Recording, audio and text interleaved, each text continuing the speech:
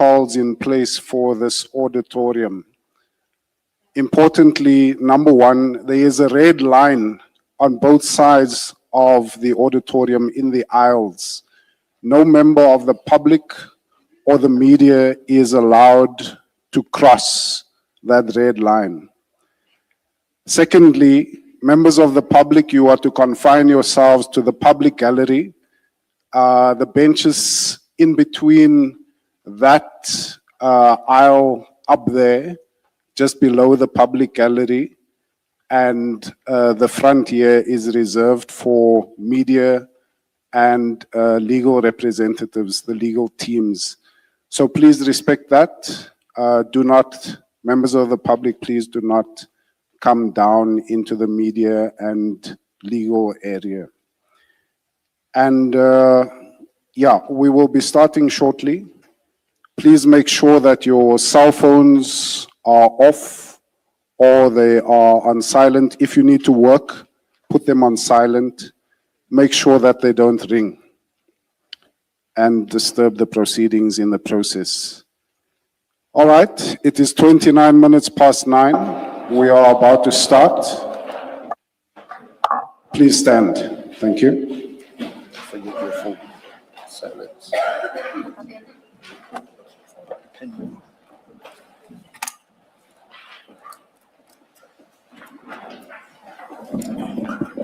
Longer than usual, Mr. Michaels. Good morning, Ms. Silog. Good morning, Ms. Hassim. Good morning. Please place your name on record. My apologies. But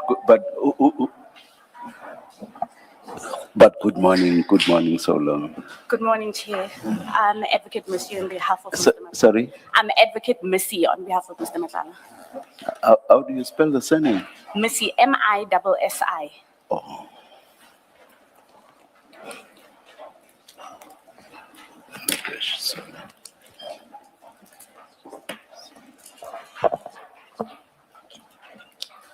And good morning to you too, Mr. Matlala. Good morning, Chairperson. Thank you. Who do I look to or at? Well, I'd address the Commissioner's Chair. As scheduled, we continue today with the testimony of Mr. Matlala.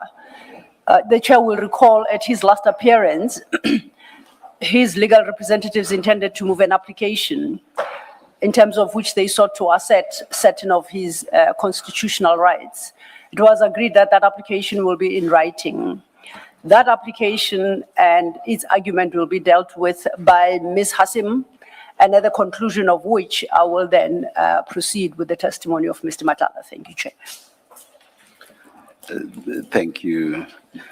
Thank you, Chair. Yes, Ms. Hassim. Chair, we are here to start the morning's proceedings at the behest of the legal representatives for Mr. Matlala on the basis of an application that they brought on the 21st of August. As the Chair and the Commissioners will recall, there was a very strict time frame that was issued for the delivery of pleadings in that application.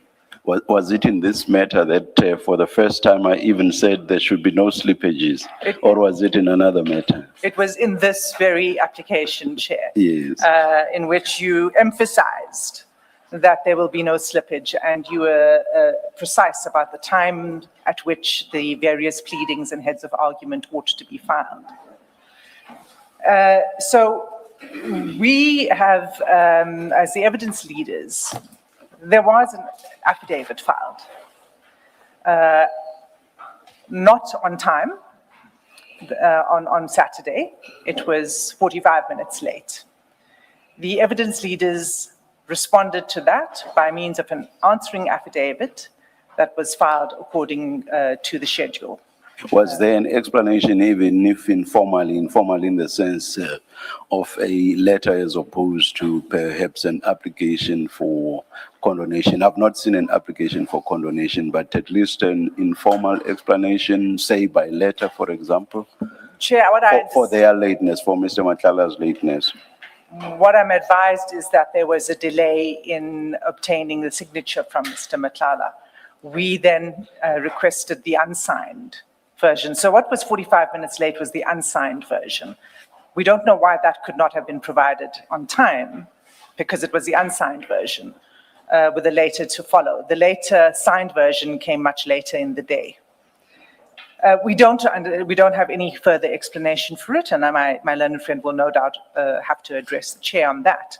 But just to put the order of events in context, this is in the context of the ruling. The evidence leaders then filed the answering affidavit, which was due at 10 o'clock on Saturday morning. That was duly filed. The second aspect that we were required to address was heads of argument based on the application. Those heads were due at 6 p.m. on Saturday. They were duly filed at 6 p.m. on Saturday.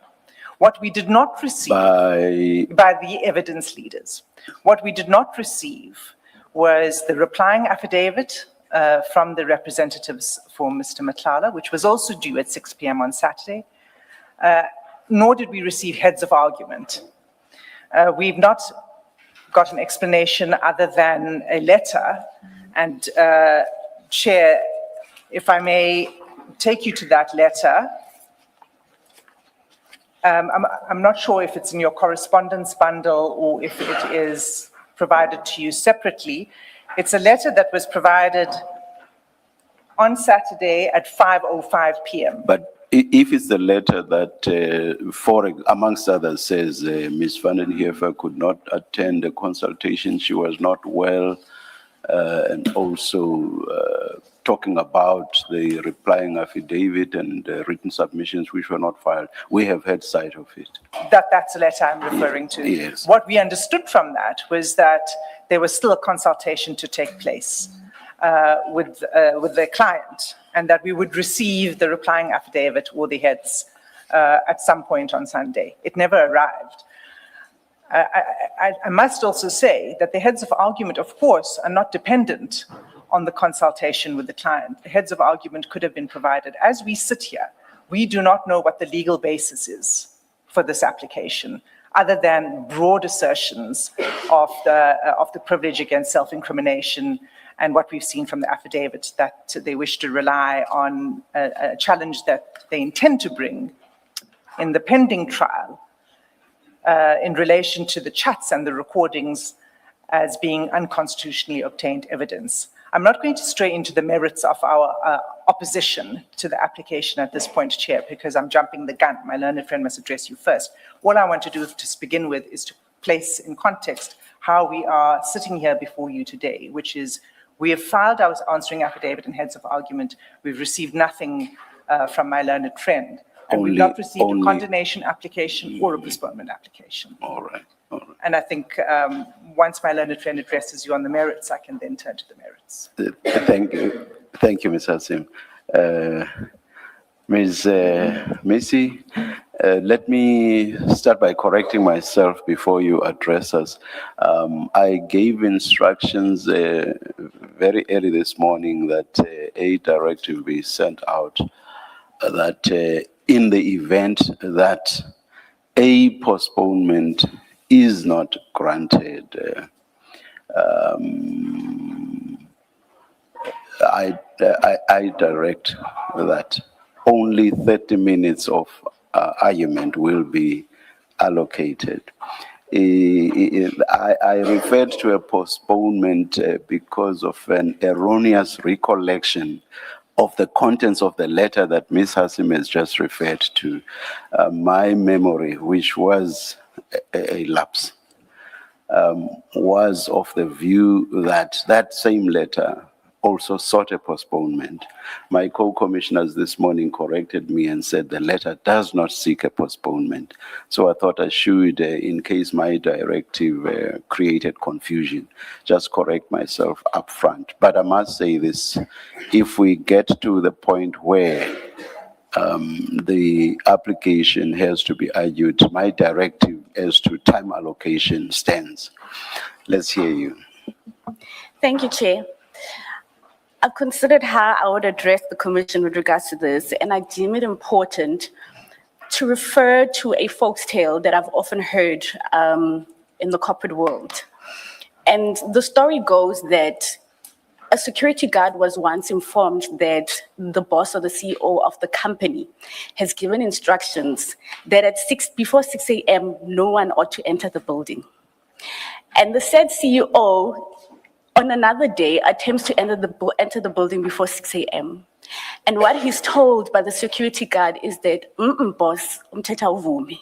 You will not enter here. I was told that you do not enter before 6. It does not matter whether you are the CEO or you are the one that gave the rule. I will not open for you. And I proceed with that because I want the commission to get a proper understanding upon which the entire team of Mr. Matlala labors under. Correct. One would note, as correctly put before the commission by Ms. Adila Hasim, that we did endeavor to provide them with an unsigned affidavit 45 minutes late. That's correct. It then took us approximately 3 hours to file our subsequent signed affidavit. Logically, as an individual, a layperson sitting anywhere would wonder to themselves, but if you had an unsigned affidavit and you only needed for your client to consult, make whatever changes you needed to make, why would it possibly take you 3 hours for you to then get a signed affidavit that's commissioned and file it and serve it on the evidence leaders? And that should give you a picture of how difficult it is for you to get access onto the premises, to get driven from your entrance as a visitor all the way into CMEX. When you enter the entrance at CMEX, how long you have to wait to get searched to complete the forms for you to then get taken from that point and walk into CMEX, where you also at that point have to wait for somebody to come and take you up to the boardroom that we have fortunately been allocated by management within CMEX. You then are in there, you're not allowed to have your cell phone devices, which in this day and age, that's what we primarily depend on to get access to the internet. With that being said, we would then have to go through the affidavit. You go through the affidavit, you make the changes. You now have to call said individual to come back and to take you guys downstairs for somebody to open the door for you to get out. You are not allowed, and I actually have got a tongue lashing personally by the management of security at CMEX, informing me that I do not understand and cannot comprehend the level of security and risk that I'm putting myself under by wanting to roam around the CMEX prison without somebody there to guard me and to accompany me. I then was taken to another office where I had to wait for somebody to come and take me to walk out and go to the security with my learned friend, my instructing attorney rather. We then waited approximately 30 minutes to get a ride from CMEX all the way to the gate. We would be able to get access to our phones, get the internet, and for us to then, I apologize for that, and for him to then go and print the affidavit and then come back. That is a process on its own. We then have to start again, request for us to get a pickup to go back to CMEX, follow the whole process, somebody to pick us up as I had explained initially. And that on its own tells you the difficulty under which we have to labor to get an act that would ordinarily take plus minus 35 minutes to get done. But it took us almost double the time. Over and above that, we did indicate to the evidence leaders that we had an issue because our lead counsel, Ms. Van Hever, was the one who was scheduled to go and consult with Mr. Matlala. So on the way there, when they had received the replying affidavit, she was unable to consult. She turned back home. And by the time we were able to speak to her, I couldn't go back in. I'm then further instructed by I'm told by my instructing attorney that even when he arrived, he was not allowed to consult where we were allocated to consult previously. He was treated as an ordinary visitor. So all he could do was hand over to Mr. Matlala the answering affidavit rather, and explain to him his understanding of the legal issues and the position that we would take going forward. Mr. Matlala then gave him instructions that he would need to read the replying affidavit and he wants to consider the limited advice that he has received from the instructing attorney, and that he also wants to hear the position that is being taken by us as counsel. And again, you note, we don't have cell phone devices. He does not have access rather to a computer where we could possibly send him an email and maybe in the evening he could quickly just see what it is that we've said and maybe then before we arrive he would have a position and we could proceed. On Sunday, Ms. van der Heever then gives me instructions to go with our instructing attorney to attend to this consultation with Mr. Matlala. I personally attended to it. I had to grovel with the head of security and beg for him to at least give us 5 minutes to engage with Mr. Matlala so that we would be able to at least give him an idea where we stand, and then hopefully we can get some instructions. Over and above that, while we were at the prison, we then received another affidavit from the evidence leaders, which they intend on using. That same affidavit I had to quickly give to Mr. Matlala to glance through. He didn't even get an opportunity to read it and to give us a position, and we do believe that he has to address it in the replying affidavits at minimum. Is that other affidavit the one deposed to by the senior investigator, Mr. Dlamini? That's correct, Chair. That's correct. And so with that being said, the limited time that we had while trying to balance getting information from Mr. Matlala and maintain relationships with the individuals that tomorrow we have to come back again and beg on a Sunday if necessary to give us access to him. We then had to respect the time that they'd given us, quickly give him what we gave him, have him glance through the affidavit, at which myself personally, I had not read through, and I couldn't even give him an idea of exactly what is being said in the affidavit, except to say it was from the lead investigator and has to do with a consultation that they heard on a earlier encounter with the evidence leaders, I believe. With that being said, we were unable to get instructions from him. The little information that we got required us to then create a strategy of how we'll move forward and still be efficient. And our conclusion was that the best way to move forward would be for the instructing attorney to go through the docket again, go through the section 204 affidavit so that he can adequately provide evidence before, rather depose to an affidavit that is correct and properly represents Mr. Matlala. We have not been able to conclude that process, and as a result, we were unable to file our replying affidavit as we had intended to on Sunday, Chair. With that being said, from Saturday, Ms. van der Heever has been sick. And I do believe in her first appearance on behalf of Mr. Matlala, at some point she intimated that she suffers from rheumatoid arthritis. That has put her in a position where she's so ill. I was engaging with her this morning. She can't use her hands or feet. She's with the doctor and they're consulting to see a way forward. But what she did guarantee me is that hopefully with the medication that she's receiving, by the afternoon, she'll be in a proper position where she'll be able to continue with us working and appear tomorrow to argue. So my instructions right now, having considered the fact that we are constantly being hit with umthetho awuvumi, you cannot do this or that, and we have to try and navigate the systems where ordinarily a layperson not sitting in this commission would think, well, these individuals are incompetent, or maybe perhaps they're trying to not come before this commission in good faith. That is not the position. You have to be in it to truly understand what it takes for you to properly represent Mr. Matlala, because he is not an ordinary witness that you have access to at 12 a.m. rather in the morning, or at 3 a.m. in the morning. We don't have that liberty before us.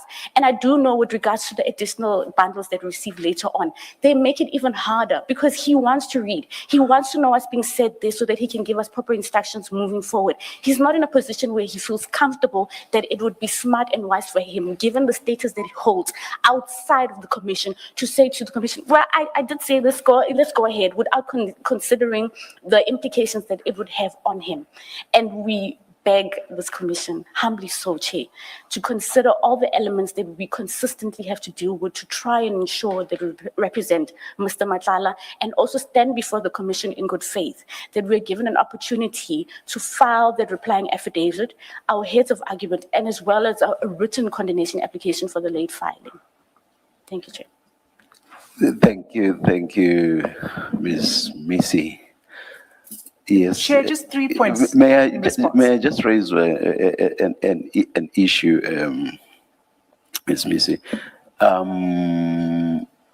What the evidence leaders answering affidavit raises is a legal question, or rather what it raises are legal questions, 100%.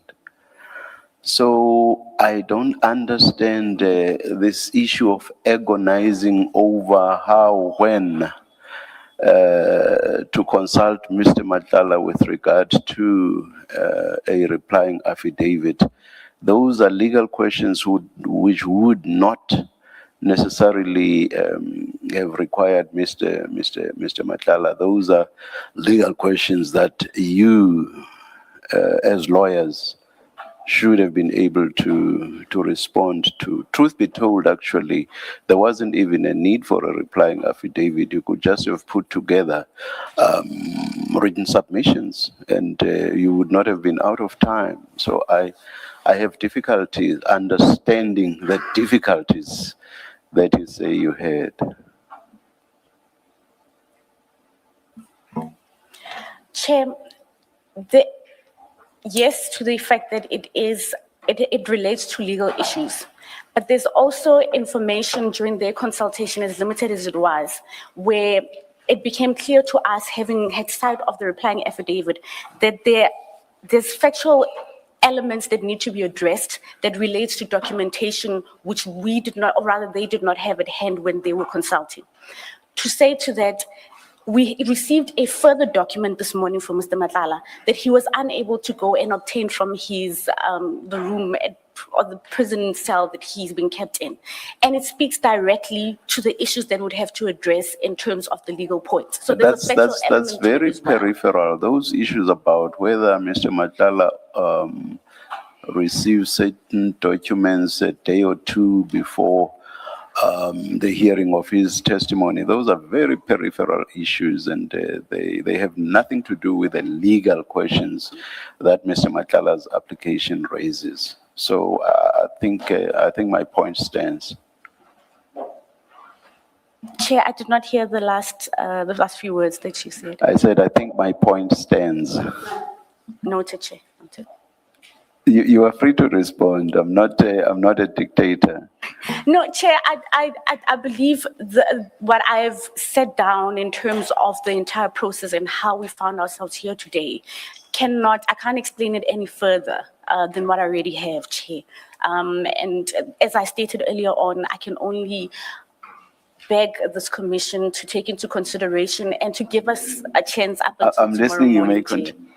Thank you, Chair.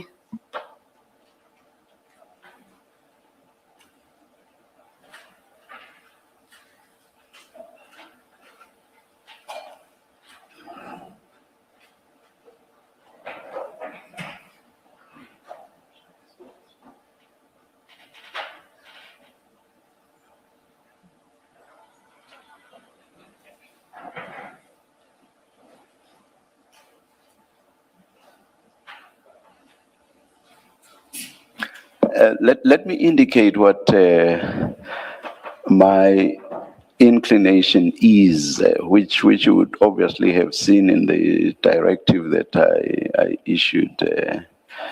In fact, I sent it out to the attorneys after 6 a.m.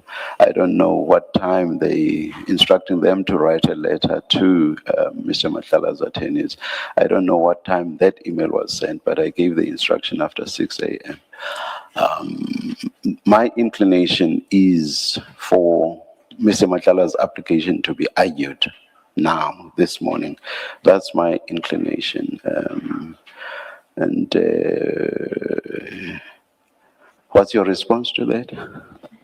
Chair, my application for a standout from tomorrow, still, that is the position that we're taking. If the chairperson could grant us that opportunity to come before this commission prepared, and at least for you to have sight on paper, at minimum, some of the case law, because we do believe that this is an issue that has never been dealt with by any commission in South Africa, speaking to the position that we find Mr. Matlala in. And we do deem it imperative that you have sides, yes, of the legal argument, but also the case law that we rely on to make out this argument. I don't know how efficient it will be, given that it's a constitutional issue and the position that we find ourselves in, and we've tried to look and research to see internationally if we could find something that could give us guidance on this here, on the issue that we intend on arguing. And we do believe that it would be of a benefit to the commission to have sight of the case law and our written submissions, Chair. I don't know how beneficial it would be if I only argue this and you are unable to make reference to those cases and the paragraphs and see exactly, is she applying herself correctly? Do you agree with me, yes or no? And what's the position? And I think perhaps that's the consideration you'd have to make in finality, which is one, this is a position that we believe any commission here in South Africa has never had to deal with and answer and consider. And perhaps it would be beneficial to have consideration of the cases that we would like to refer to or refer the commission to, Chair. Thank you. Thank you.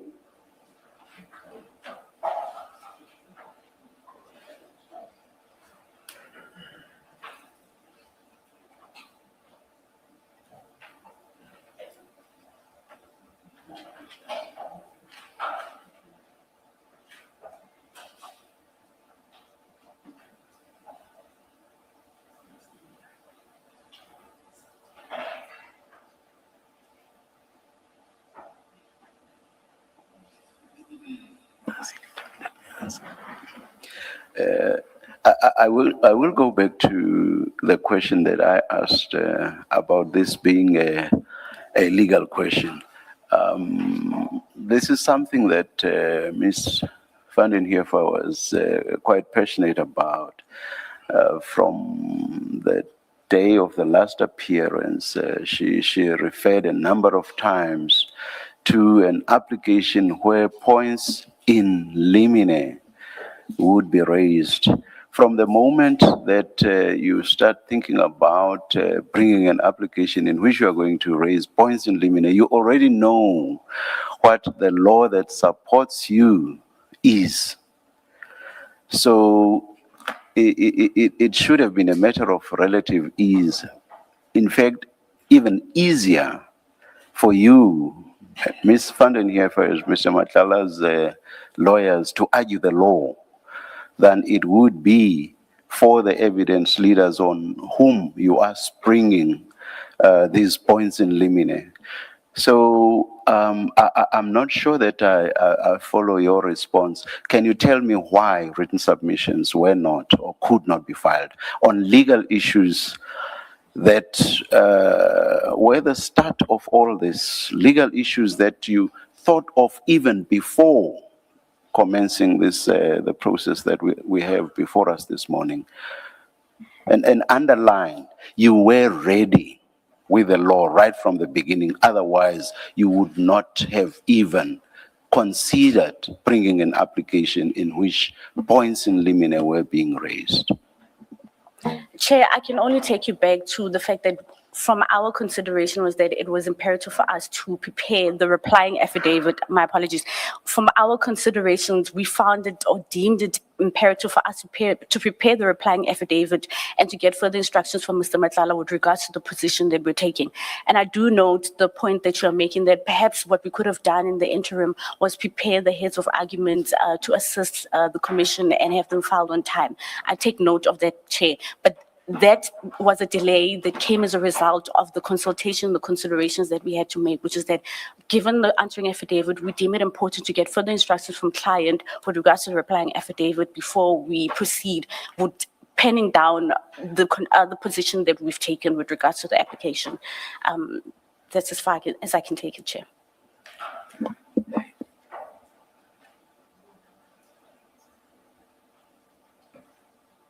Morning, Ms. Missy. The point is simply this: Mr. Matlala would not have assisted with the law because the law is for lawyers to research and to argue. He could only have assisted with the facts and the giving of instructions as far as whether he wants to persist his application. But the law is for the lawyers, and the moment they advised him to bring this application, this was the time to start considering, especially being aware of the strict timelines under which this commission operates. We simply cannot afford a wasted day because our schedule is already very tight. And that is the difficulty we find ourselves in. Commissioner, it goes back to the considerations that we made. If I have to make further submissions, then I have to make up stories, and I'm not prepared to do so. What I have explained to the commission is the step-by-step process that we've gone through, and I do take note of the points that both yourself and Chairperson are raising. Thank you. Yes, Ms. Hassim.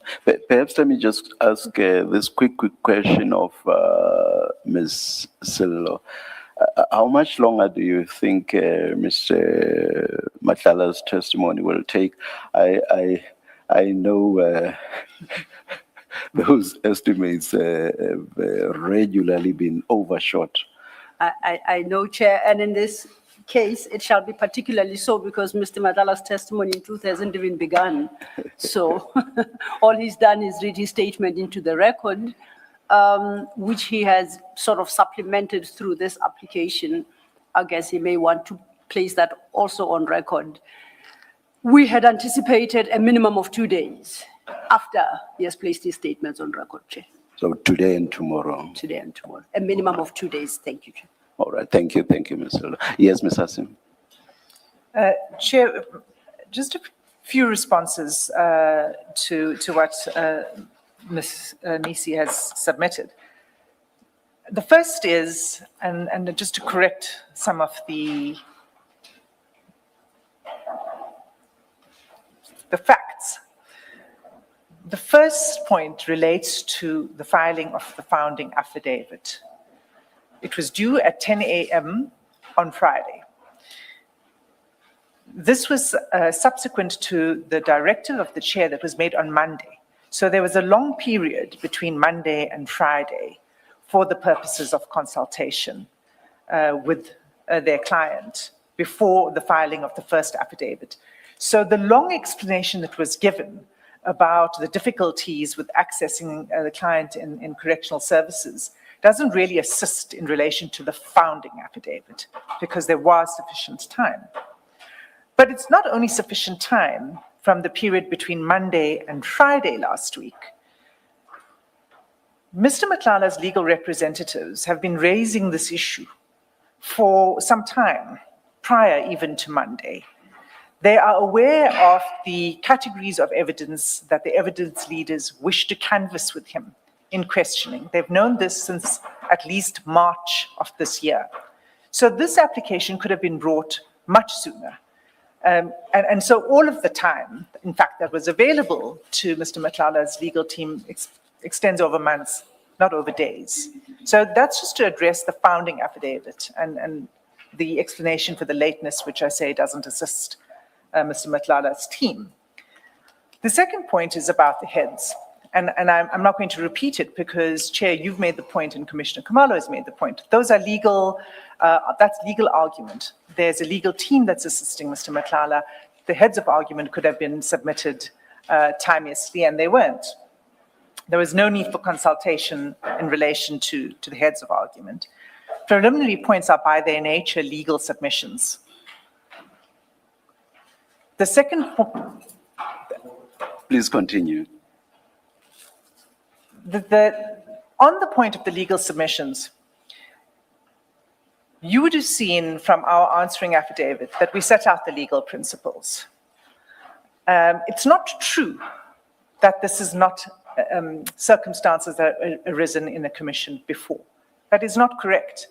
The authority that we have submitted to the commission that we say is the controlling authority is the Secretary of the Judicial Commission versus Zuma, the Constitutional Court judgment, and specifically the judgment by Justice Jafta, which was a unanimous judgment.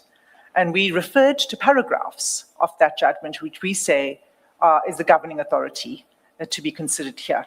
So the law on how one should deal with the assertion of the privilege against self-incrimination in a commission. Just explain the point about the judgment having been unanimous. The judgment by Justice Jafta on the point of self-incrimination and the assertion of the privilege against self-incrimination in a commission of inquiry. So that's the judgment on which we have relied. we set out the legal principles in the answering affidavit even before we filed our heads. That's just in relation to the point on the privilege, the section 3, subsection 4 point. The second legal point was in relation to unconstitutionally obtained evidence. And there too, we set out the legal principles in the answering affidavit even before we got to the heads of argument. And the point I'm making is that these are legal submissions. That's why our affidavit sets out the legal principles. And there we explained why the argument that Mr. Matlala is entitled to blanket immunity from questioning in relation to broad categories of topics is not available. It's not a competent relief that they were seeking from this commission. That was already set out in our answering affidavit. So it's not correct that there's no law on this and that they needed to have more time. Quite apart from the important points that you and Commissioner Kumar have already made, that this is something that's been brewing for some time by Ms. van den Heefer. The third point is just in relation to, I just want to correct the Dlamini affidavit. It is correct, it's true that the Dlamini affidavit was filed with the commission and submitted to Mr. Matlala's legal team this weekend. But that's not part of the application that's before the commission today. It's entirely separate. And that should not hold up the argument on the application.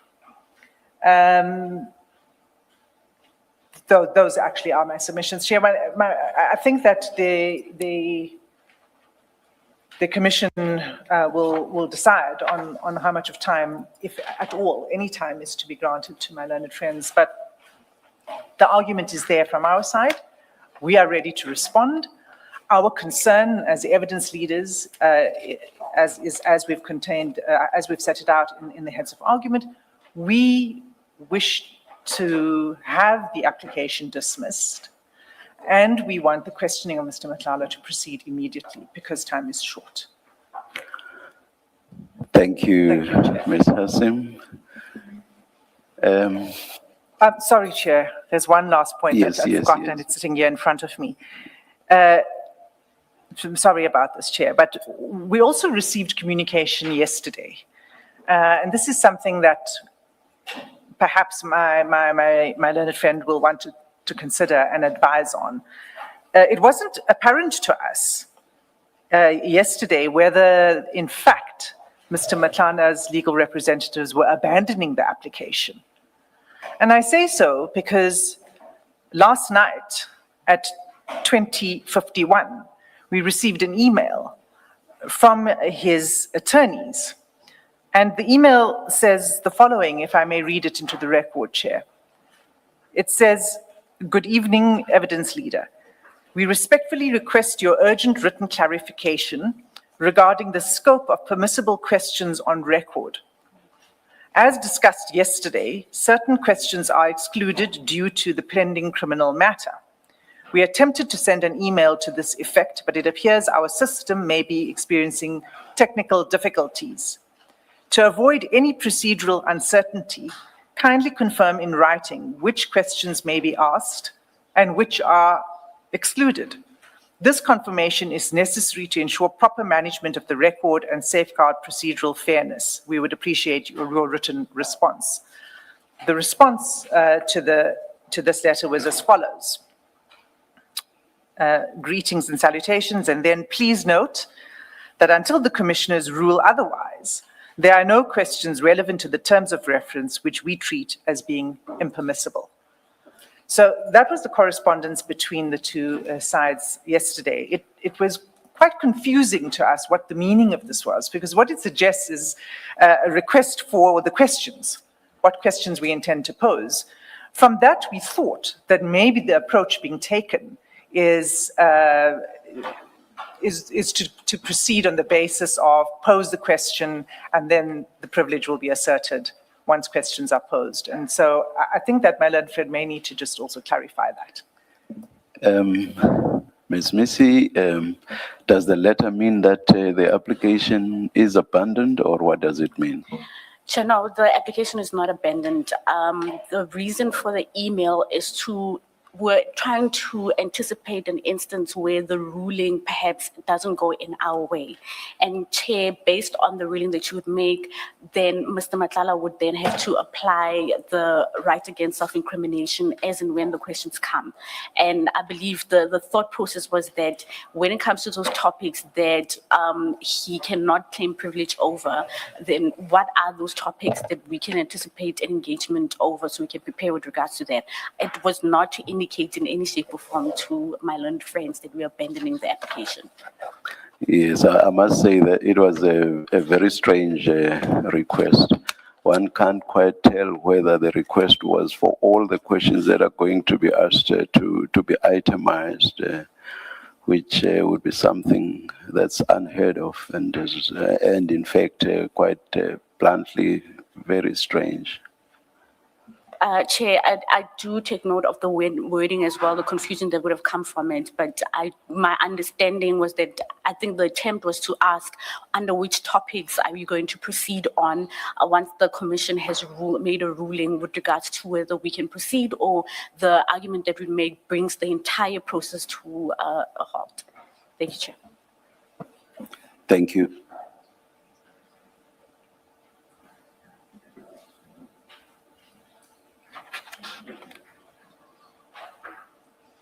May we see council outside, please?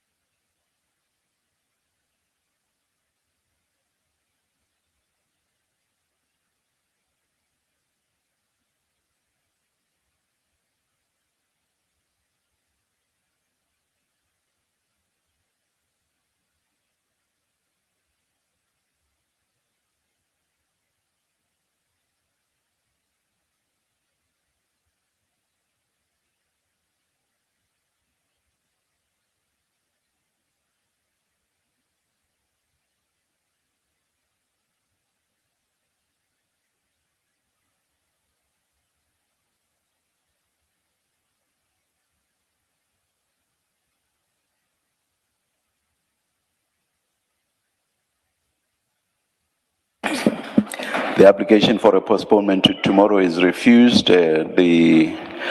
Matlala's application must be argued at 12 midday today.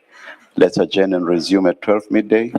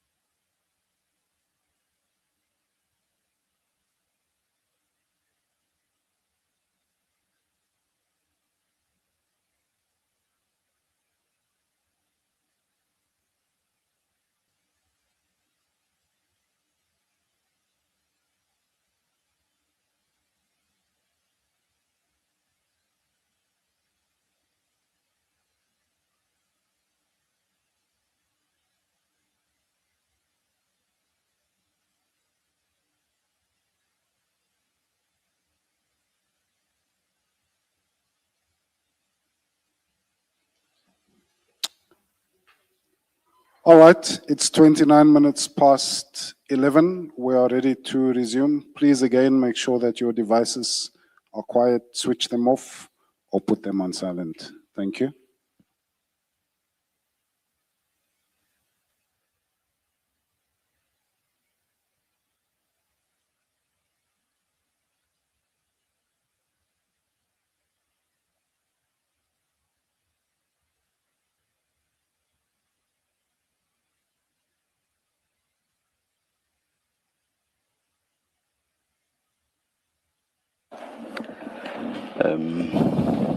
Ms. Missy, we were advised that we should come back earlier than midday, and that this was at your instance. Yes. That is correct, Chair. When we were excused or stood down, rather, we received further instructions from Mr. Matlala, having heard the engagement that we had prior to the stand down. And the position that is taken is that he feels that it's unfair that the commission is putting him in a position where he has to proceed where his lead counsel, one, is not here, obviously not of her own doing, but because of an illness that became rather sudden in the manner that it's attacked her. Two, because we've intimated that we've not prepared our heads in written submission, he's of the view that he's not comfortable to proceed because that implies that we're not fully prepared to represent him. And so his instructions are that if the commission is not willing to at least grant us this afternoon to ensure that we have those documents before you and that we have our heads put together properly, in the alternative, he has no option but to instruct us to bring an application interdicting the proceedings of this hearing, pending the review of the decision for us not to get a stand down until tomorrow. You said something about this afternoon, and now at the tail end, you say something about tomorrow. Can you please clarify? Chair, you'd recall when we began our discussion earlier on, we were requesting that the commission stand us down until tomorrow morning, at which point we had made an undertaking that we would have served you with our replying affidavit and our heads of argument. And so what the instructions are is that our application on an urgent basis would interdict the proceedings of the hearing or him giving testimony pending the reviewing of the ruling that you would have made, which is that we must proceed with arguing this matter because he's of the view that it's unfair that he's been placed in this position where he has to proceed without Van der Heerver, who is his lead counsel, and without heads of arguments before you, which he believes then implies that we are not properly prepared and we're being strong-armed into proceeding. Now, this time around, you've not said anything about the afternoon. It's what you said about the afternoon that I want to understand. Yes, Chair, what I meant is that if we stand down now, it'll imply that we only have this afternoon and evening, I suppose, to ensure that we get the documents before the commission. So that's what the afternoon referred to, that if you do change your ruling into us standing down or postponing until tomorrow, it means that it's just this afternoon that would have to ensure that we have bring the documents or serve them on the commission and the evidence leaders. That's what the afternoon was. No, you keep repeating that because you don't have your written submissions, you are not ready. Written submissions, yes, they do assist legal representatives, but in the main, written submissions are prepared for the assistance of the decision maker and not so much the arguer. Do you want to address us on that distinction? So those would more have been of use to us, but seeing that the written submissions are not there, we are prepared to forego the assistance we would have received from your written submissions. So as I say, it's more for us than for you.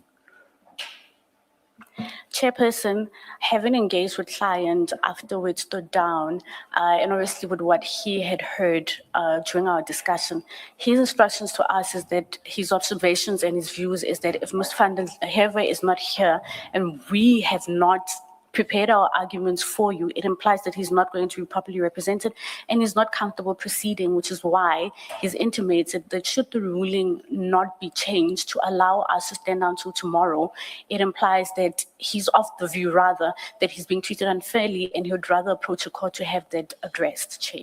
And I do note that you're distinguishing the difference between written submissions and who exactly they're meant to assist, but it's client's instructions that he's of the view if his lead counsel is not here, together with us having not produced the heads before this commission, that he's not properly represented. And unfortunately, I can't comment any further than that because, as you do know, myself and my junior, my apologies, Chair, I forgot to put Ms. Brighton onto record. She's the third junior on the matter. And consequently, he's of the view that he's not willing to proceed, and he would like an opportunity to have this addressed before a court, Chair. May I ask an issue that we did not raise before? It is this. Why is it that there is no substantive application for a postponement with sufficient clarity? Now it has just been emphasized to us that, as I understand it, the main reason is the fact that lead counsel is not here. Why is it that no substantive application for a postponement on affidavit was brought? Chair, I think for one, we did not anticipate that we would find ourselves in a position where we were not able to firstly consult with Mr. Matlala yesterday to get the additional information that we needed. Before we left, I did intimate that there is a document that is imported and it speaks to one of the bases upon which we bring this application, but it's obviously of a factual nature. He had to bring it here in the morning, so that's one element. The fact that we didn't anticipate not being able to prepare the replying affidavit. Number two, that then created circumstances that follow when we were not able to proceed and prepare the heads of argument on time to be before, to serve on the evidence leaders and for the commission to have signed off. And so those are the reasons why we were not able to prepare ourselves on time to, or rather finally, we hadn't anticipated that Ms. Annaline would fall so ill to a point where she's unable to even be here in person. Because perhaps her being here in person as the lead counsel, we would have had a better argument, so as to say, and it maybe have created way for us to proceed to argue on a legal basis. But one thing I can say is that our instructions from client is that if his lead counsel is not here, he's not comfortable and he doesn't feel properly represented. But the main reason throughout for not proceeding today is the fact that you did not have all the documents you think you require, and that was known for quite a while back, and that had nothing to do with Ms. van den Heever's being here or not being here. So at some point, especially because this morning a postponement is sought on the basis that these documents are not available. Your argument, that was the gravamen of your argument this morning. A reference to Ms. van den Heever not being well was something that was said in passing in your argument. Main reason, the fact that no replying affidavit had been filed, and also the fact that written submissions had not been filed. So the short point I'm making is that that's something that was known for quite a while. At some point, a decision should have been made that, seeing that we don't have these documents, and because we do not have them, we are going to seek a postponement. Let us bring a substantive application for a postponement. That's the point I'm making. The issue about lead counsel not being here arises because I have now directed that I want to hear, that we as a commission want to hear argument on the application, on the points in limine. That's when now the issue of Ms. van den Heever's absence takes center stage, and that has nothing to do with why this morning you argued that there should be a postponement. I hope you do get that distinction. Can you address me on that distinction in particular with regard Chair, to... I do Just get that. let me finish. With regard to why there is no substantive application. Chair, firstly, I'm just getting notes from a junior. Ms. Van der Heever would have been prepared to argue the matter whether there were papers before us or not. That's the first point. Secondly, we don't anticipate an instance where she would be ill and not be in a position to appear before the commission, which is why we were unable to prepare a written postponement. Because in the morning when we engaged with her and she was being rushed to the hospital to go and have her ailment addressed, we hadn't anticipated that she would not be here in person in time for us to then prepare a written postponement application. What I can assure is that the letter that you sent indicating that you haven't received a postponement application and will proceed absent of that application. We received it at around 7:30 in the parking lot of the venue where this commission is being heard. And so, Chair, could we have prepared the postponement application? If we were in this position that we found ourselves in the morning the night before, we would have endeavored to prepare the postponement application. That's with certainty. But because this is something that happened to us in the morning and my instructions were to come before the commission and to ask us to postpone only till tomorrow, that's the reason why you don't have a written postponement application. Now, I just want to get an idea of how things are to unfold. In the event that I'm not saying we are adopting that stance, but in the event that we adopt the stance that we go ahead with the hearing of Mr. Matlala's application, how will things unfold then? Will you walk out? Will you withdraw as Mr. Matlala's legal representatives? I just want to get an idea of how things will unfold. Going further and saying, if we get to a point, and underline if we get to a point where, having heard Mr. Matlala's application, we do not grant it, and we go ahead with the hearing of his evidence in the normal course, with him, of course, being entitled to raise whatever privilege he may want to raise. So I want you to address me with regard to how things unfold, even looking ahead up to and including that furthest or farthest point. So, Chair, as you rightly pointed out, it's either one of two options, which is the fact that it would be removed off the brief as his counsel and possibly even his attorneys. The alternative being that you would grant us another ruling, which is perhaps to say within a certain period of time, please ensure that you've served and filed this urgent application with your Part A and your Part B to review my ruling, and at which point would get the opportunity to do so. I must say I wouldn't have... The application, the interdict, I assume that's a High Court interdict, so time frames with regard to that would have nothing to do with us. So... Chair, when I refer to the time frame, yes. I'm referring to in terms of us ensuring that we've served you here and not what the High Court or the senior judge sitting would determine would be the ideal time for the urgent to be heard. That's just, again, ideas that I'm throwing out. And may I, sorry to interrupt you. And as you are making your submissions, again, bear in mind, I started with two big ifs. If we reach that point, you should be aware that there will be no interdict in existence at that point. Which would mean that nothing stops the commission from going ahead and hearing Mr. Matlala's testimony.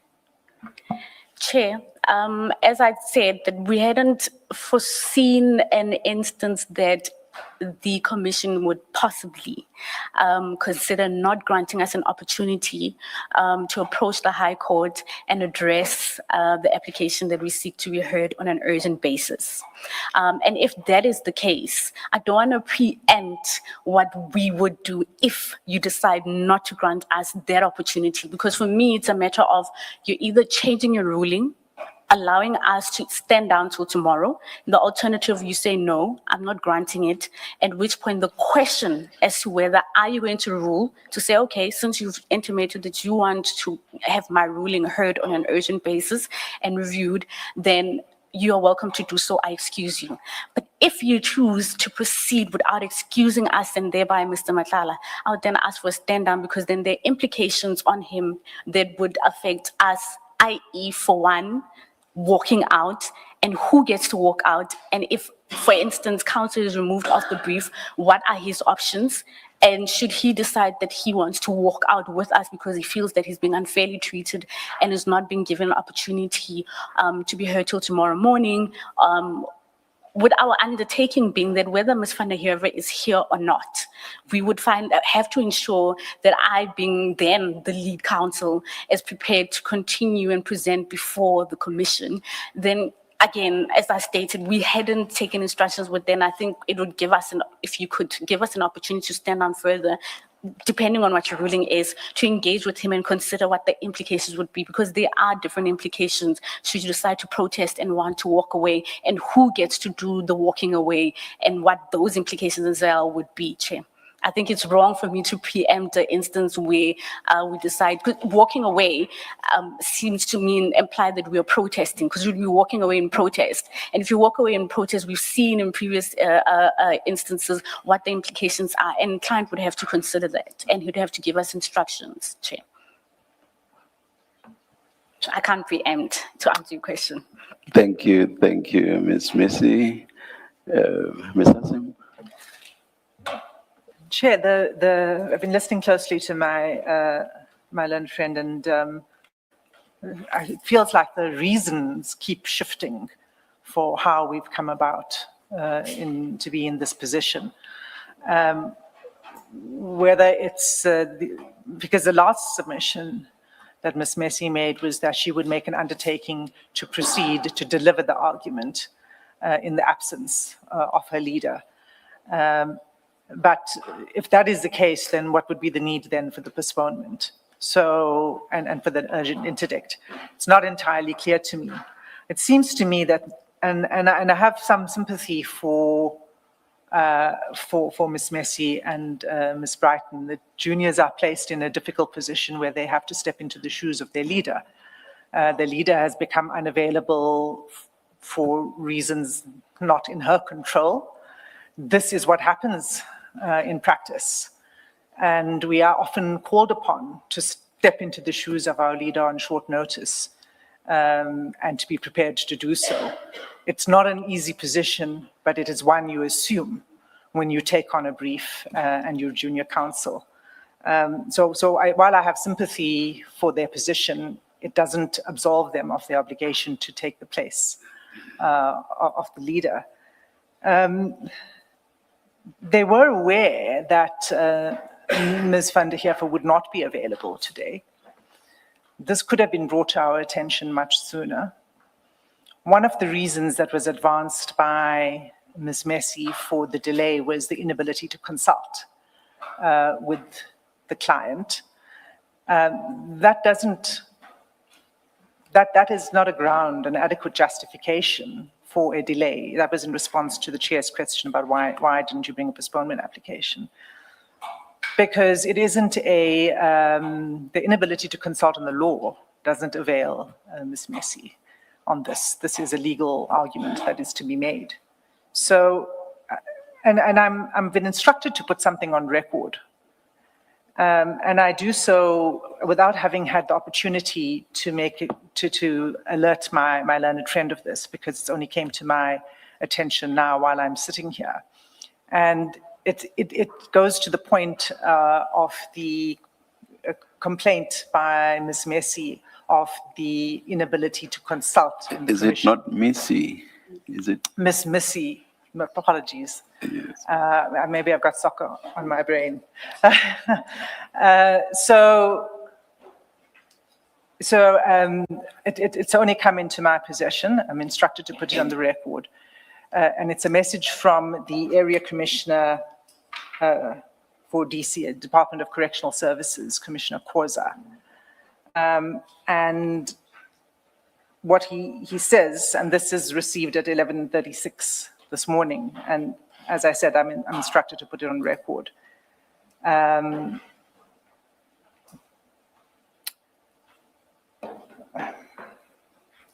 not going to read the entire thing into the record, just the factual part, not the comments, if I can put it that way. So the relevant part of the message is facts provided are not true.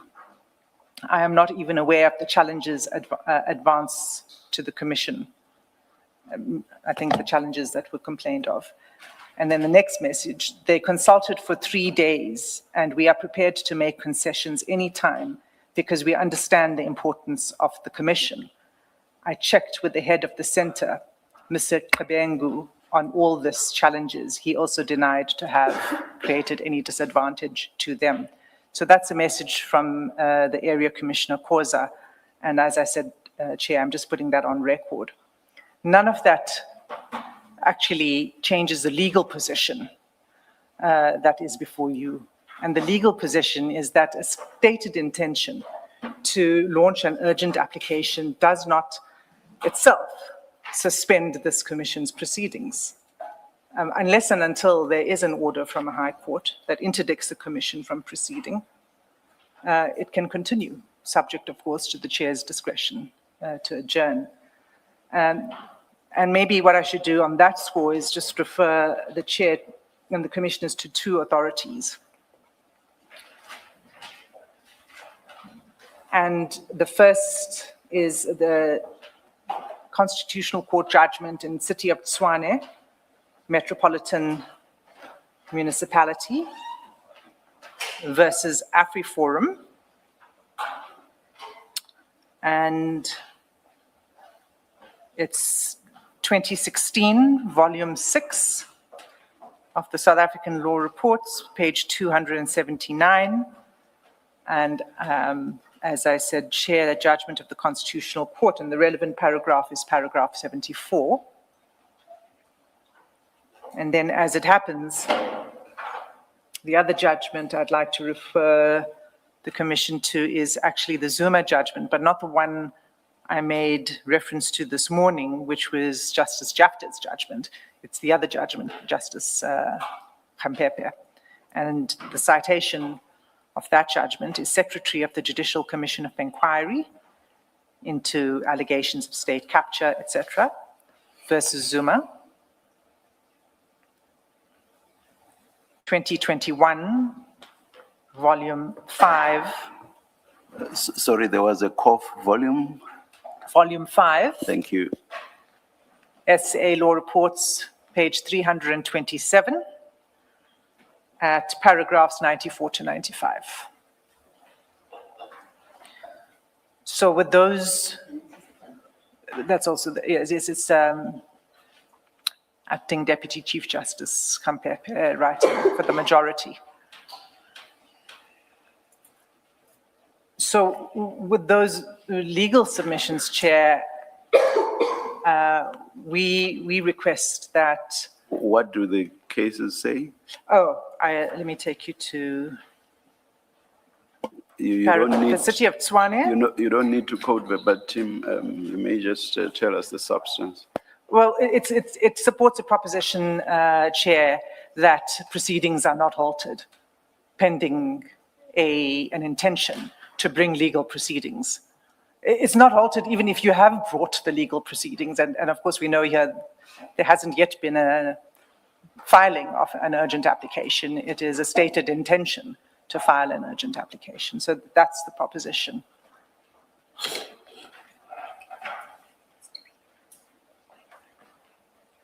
Well, let me just say, Chair, if I could, if I could just quote this one short aspect of the City of Tshwane judgment at paragraph 74. It reads as follows: it needs to be stated categorically that no aspect of our law requires of any entity or person to desist from implementing an apparently lawful decision simply because an application that might even be dismissed has been launched to hopefully stall that implementation. Any decision to that effect lacks a sound jurisprudential basis and is not part of our law. It is a restraining order itself, as opposed to the sheer hope or fear of one being granted, that can, in law, restrain. To suggest otherwise reduces the actual grant of an interdict to a superfluity. That's a paragraph to which I referred the Commission to, Chair. So with those submissions, we request that the application from the bar, as it were, for a postponement should be dismissed, and that we should be in a position now to proceed with the questioning of Mr. Matlala as has been planned for some time. I think the questioning would, if we do get there, the questioning would come after, depending on whether the legal representatives will indeed not be here. But the questioning would have to follow after Mr. Matlala, if he's all by himself, has been afforded an opportunity to move his application in person. So we won't, assuming that we are with you, Yes. we won't straight away go to the hearing of Mr.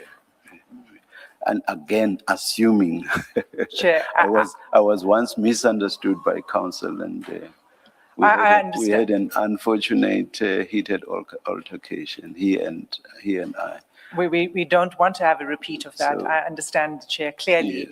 Yes. Of course, and I don't wish to preempt any deliberation and ruling by the Chair and co-commissioners. Yes. Yes. My submission is merely putting forward the position of the Yeah, evidence. that actually takes us to a request that was made by Ms. Missy when I asked her how things would unfold if, and Ms. Missy requested a brief stand down for her to take instructions. I would assume you have no objection to that. I have no objection, Chair. Yes. Ms. Missy? Chairperson, I did miss quite a bit of your interaction with Ms. Hashim because I was trying to figure out how we're going to reply to the submission that she's made. Am I going to be given an opportunity to respond to the message that you received? I want to ask that first. Please do respond. Yes. Firstly, Chair, the only thing that I will say is that those submissions were with regards to from Friday up until Sunday, the filing of our founding affidavit together with our consultation towards preparing a replying affidavit and the heads of arguments. It does not speak to any interaction prior to that. Secondly, if I'm being challenged on the submissions that I've made to this commission with regards to that on a factual basis, I do believe the timestamps of when I went in and went out, because I was present on Friday and I was also present on Sunday, can be looked at. That will show you how long I waited, where I waited, what happened, and ultimately, for example, at what time I got the opportunity together with my learned friend, Ms. Brighton, to eventually sit down outside of the Correctional Service Center and rather email the signed affidavit. So with that being said, Chair, I can only say that. If I'm being questioned as to whether I'm misleading the commission or I'm casting a particular view about the Correctional Service Center, I'm not. I was simply saying that the commission is not aware, and any layperson out there is not aware that they have rules and they keep to their rules. And that has affected how we operated on Friday, Saturday, and Sunday. But if I'm being questioned, the timestamps, and I'm sure they have recordings, the times you signed in, as well as cameras to indicate whether I'm misleading the commission or not. That's as far as I can take it. Thank you. There is no way that based on what we are told from the bar, from both sides, there's no way, seeing how contradictory the two versions are, that we can take a decision on that. And in fact, I think for present purposes, it's not even necessary for us to take a decision or to go there at all. Do you wish to reply to the rest of? Chair, Or is sorry, it- that threw me off a bit. Oftentimes when you are on the legal representative side and you're being called to question about whether you're Yes, lying or not, yes, it does throw you off because it speaks to your Yes. integrity as a Yes, legal yes. representative. I wanted to, because I believe in our earlier engagement, I wanted to distinguish between the position that's been taken by our client, Mr. Matlala, as well as the arguments that are made earlier on, Chair. So the arguments that I made earlier on are in relation to us, whether we can proceed and why we're saying we should stand out till tomorrow. The second element of it, having come back and taken instructions from clients, those are his instructions about how he feels in terms of us having to proceed.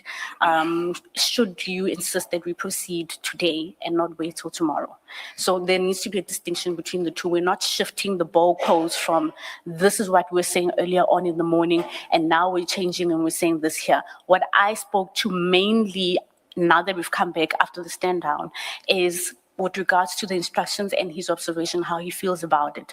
The earlier part still stands as it is, where you are asking us and we have to address you as to whether we proceed or we don't proceed, and you made the ruling that you made, which is that we proceed at 12:30. So I just needed us to make the distinction. And you do still need this stand down with regard to how things will unfold in the event that the decision is we are going ahead. Chair, we and still do my need to questions- stand down, but All right, we had a discussion when we're hoping that it doesn't come off as if we're being hostile as, Not at because it all, somewhat not at has all. underlying No, for no. us that, oh, so now you need to go and preempt, are you going to walk away from us? It gave that impression, but if, No. It's just wanting to know how Yes. things are going to unfold. There's nothing judgmental about it, and I have not observed any hostility. I just want to know how, if we do get there, again, underline, if we do get there, what's going to happen? Chair, I would appreciate the stand down. Kuzakwenzeka ntoni? Chair, I would appreciate the stand down to just really quickly take instructions from client, and then I'll come back with a response if you do decide to If, otherwise. yes, thank you. Noted, Chair. Thank you, Ms. Hasim. Chair, it's very important for me to make one remark. Yes. And it's in relation to the message that was received by the Yes. area commissioner. Yes. My instructions were simply to put it on record. No. My personal, I take no position on whether Yes. my learned friend, Ms. Missy, is misleading this commission or anything like that. Yes. That's not my intention, and I do right. not wish to be misunderstood at all to be suggesting that. It's simply an objective Yes, sort of yes. message that was sent through that I put on record. And I think perhaps what it is from the commissioner's side to say, we are not being obstructive. Yes.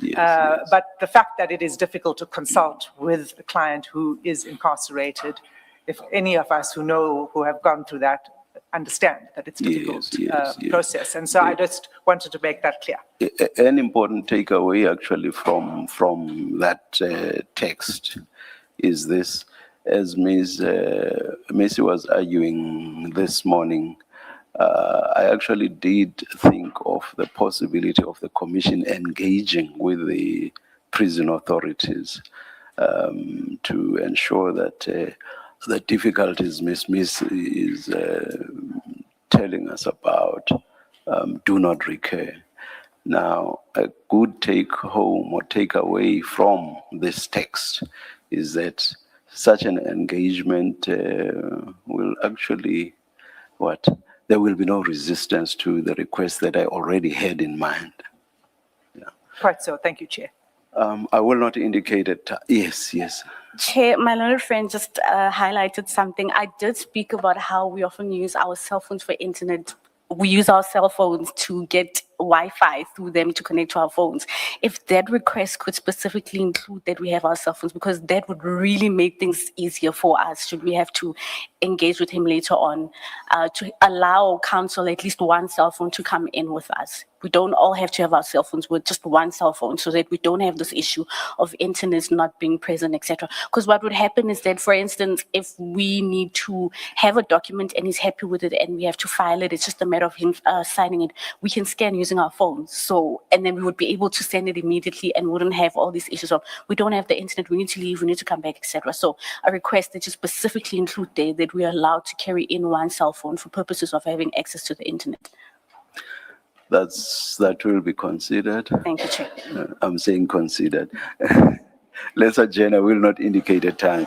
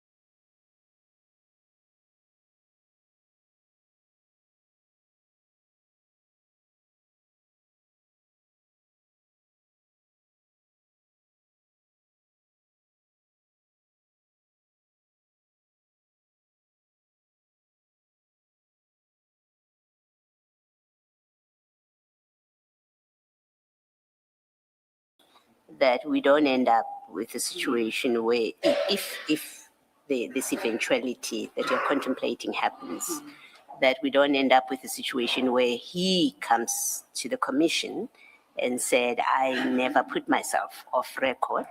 The team that was here on Monday were not speaking for me, and I hadn't spoken to Mr. Matlala. So I think it's very important that we are clear about that.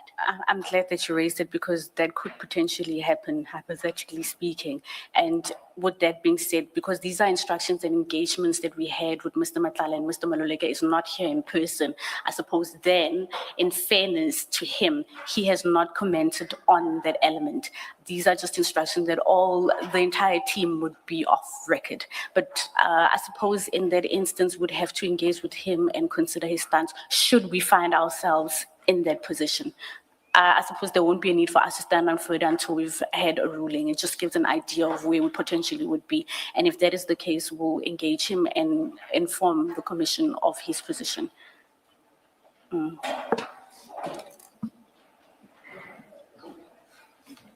Yes, I think, Ms. Missy, this eventuality that you're contemplating, I think it's very important that we all are clear what it is you're saying. You are using language of the record. My experience is counsel say, I'm withdrawing. I'm no longer on brief. I'm not counsel on brief in this matter. And I'm withdrawing because for their personal reasons or because that's the instruction from the client. So just so that there's no confusion, can we clearly understand you? You are saying in the event you do not get, I'm going to say your way, because that's what it is. If you don't get your way or Mr. Matlala's way, you are saying to us your instruction from Mr. Matlala is that the entire legal team, and I'm happy to leave aside Mr. Maluleke for now, you're saying your instruction is that the entire legal team, counsel and attorneys, including Mrs. van den Heever, you withdraw as counsel. That's correct, Commissioner. Okay, That's thank you. correct.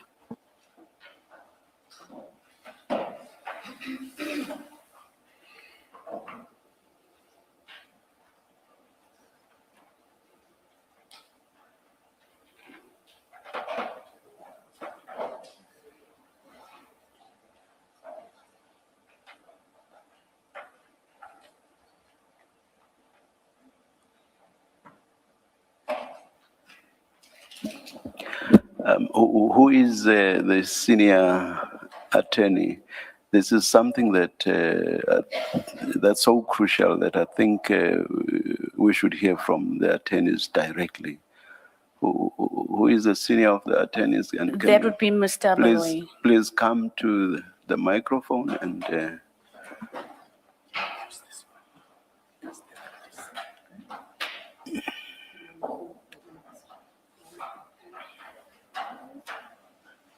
No.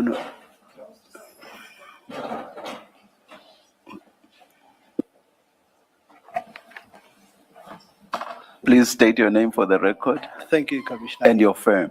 Yes, it's Mr. Baloyi with initial N from Baloyi Attorneys in Pretoria. Yes. I asked if you also confirm that if our decision is that we proceed with Mr. Matlala's application,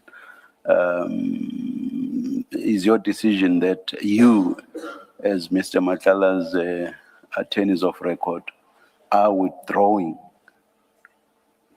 from representing him? If our decision is that we are proceeding, is that, do you confirm what counsel said?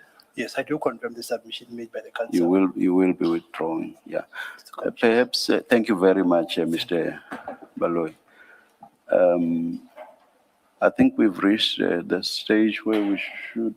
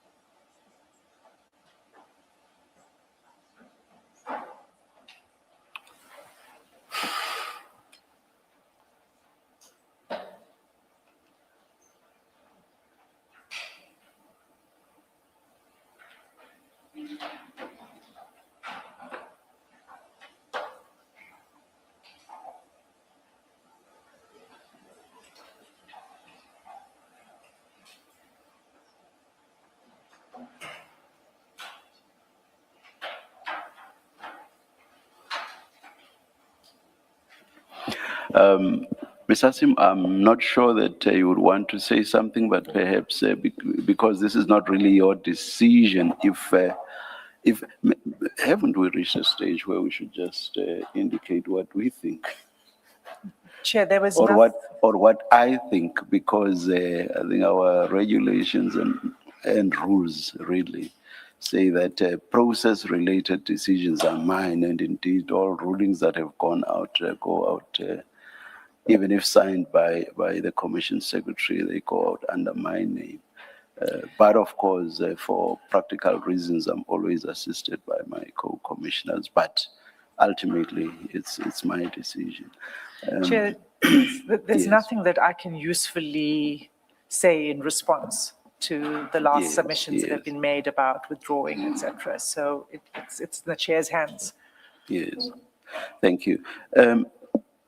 I will address Mr. Matlala directly on this. Mr. Matlala, I just want to get an idea whether you two confirm that after your counsel or legal representatives were afforded an opportunity to consult with you, what was agreed upon is that if my direction is that we go ahead with your application, they will then withdraw as your legal representatives. Thank you, Chair. Oh, can you please switch on both microphones? Yes, thank you. Thank you, Chair. Chair, we had 3 scenarios. So I'm actually in the dark now because while I was having lunch, I didn't have enough time to conclude what we've been discussing. So we just came right straight here. So I do not know whether my legal counsel, what they are saying now is what comes from Mrs. van der Heever as instruction or not. So I'm actually in the dark. I don't know what to say. So basically, you are not really party to what has been announced. No, we've discussed the options, yes, but I haven't had the time to make up my own mind. So, All right. Maybe the best is for me to announce the decision. Having considered everything that has been presented to the commission, my decision is to go ahead to hear Mr. Matlala's application. That's the decision. Ms. Missy? Chairperson, given the fact that Mr. Matlala, being our client, has now confirmed that he hadn't settled his mind because we labored under the impression that this is where we're standing and these are our instructions, given the fact that he's of the view that he feels confused now, he's no longer with us, will you please grant us an opportunity to then finalize and get the instructions so we don't have this situation again?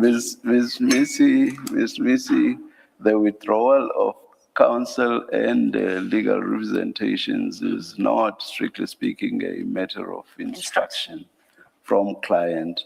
It's ultimately a decision taken by the legal representatives. They choose on their own for whatever reasons that we have now reached a point where we can no longer represent our client. Therefore, we are withdrawing as legal representatives. I don't know whether you are now suggesting that it was not a properly considered decision. I'm not pushing you to Yes, Chair. to withdraw if you've suddenly become ambivalent about it. Chair, remember we were operating under hypothetical instances. Now that we know definitively what your position is, I do believe that we ought to be given an opportunity to finalize if really we're sticking to that position of walking away or not. As you've noted, that perhaps we might feel a bit of ambivalent and would feel we want to continue. That's what we're simply requesting, Chair. Ms. Missy, what's happening now is deeply problematic. I asked you directly, is it your instructions from Mr. Matlala? You said yes. That's deeply problematic. Whatever stand down you get to go and consult with him, I would like you to end on that note from me. It's deeply problematic what just happened now, and I hope you find a way to address it. Because what it suggests and represents is what you said in response to my direct questions, is that is not the true position, given what Mr. Matlala is saying now. If you come back to say it was a misunderstanding in whatever form, that I'm prepared to grant you that, but it is deeply problematic that you have put family, those are your instructions from your client. And now you say, well, maybe we need to go and discuss. I want you to understand my concern about it. If I may, Commissioner, I do understand your concern about it, and that's the reason why I specifically have asked if the chairperson of the commissioners could let us stand down, because I was laboring under the fact that those are our instructions. Now that he has intimated that he does not feel that he's on the same page with us and he does not understand, that implies that there's been a misunderstanding, and that's the reason why I would like for us to address this, so that when we come back before the commission, then we don't have this issue happening again. And to add over that, if you recall, this is a hypothetical situation that we're talking about. Now that you've made your ruling, that implies that we need to come back to the chairperson with a final decision of what are we going to do. Chairperson, I don't know if... And as I said in my ruling, at this point, this is only about hearing Mr. Matlala's application. We have not reached the stage of the continuation of his testimony. That's where we are, just for clarity. Thank you, Chair and Commissioners. And Mr. Matlala, you are fortunate to have had lunch already.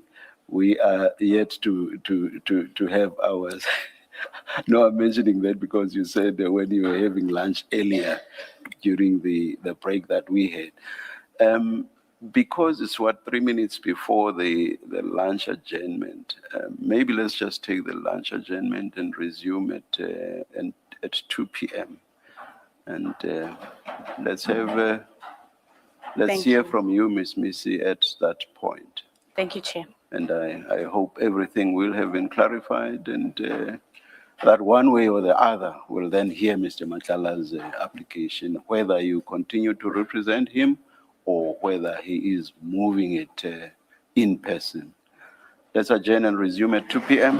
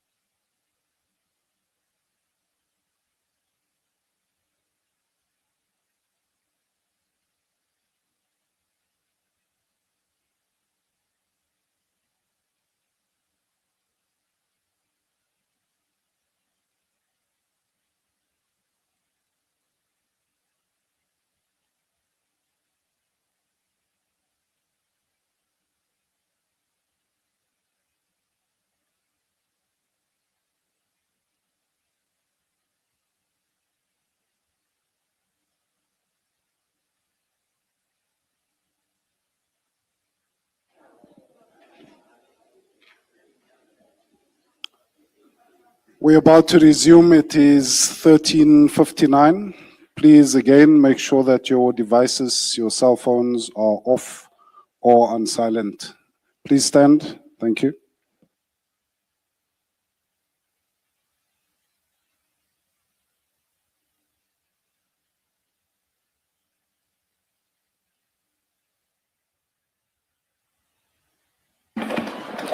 Ms. Missy, Chairperson, we have consulted with the client and with regards to the misunderstanding, he would like to address the commission about the misunderstanding relating to the issue of the hypothetical scenario and the instructions that he has given us.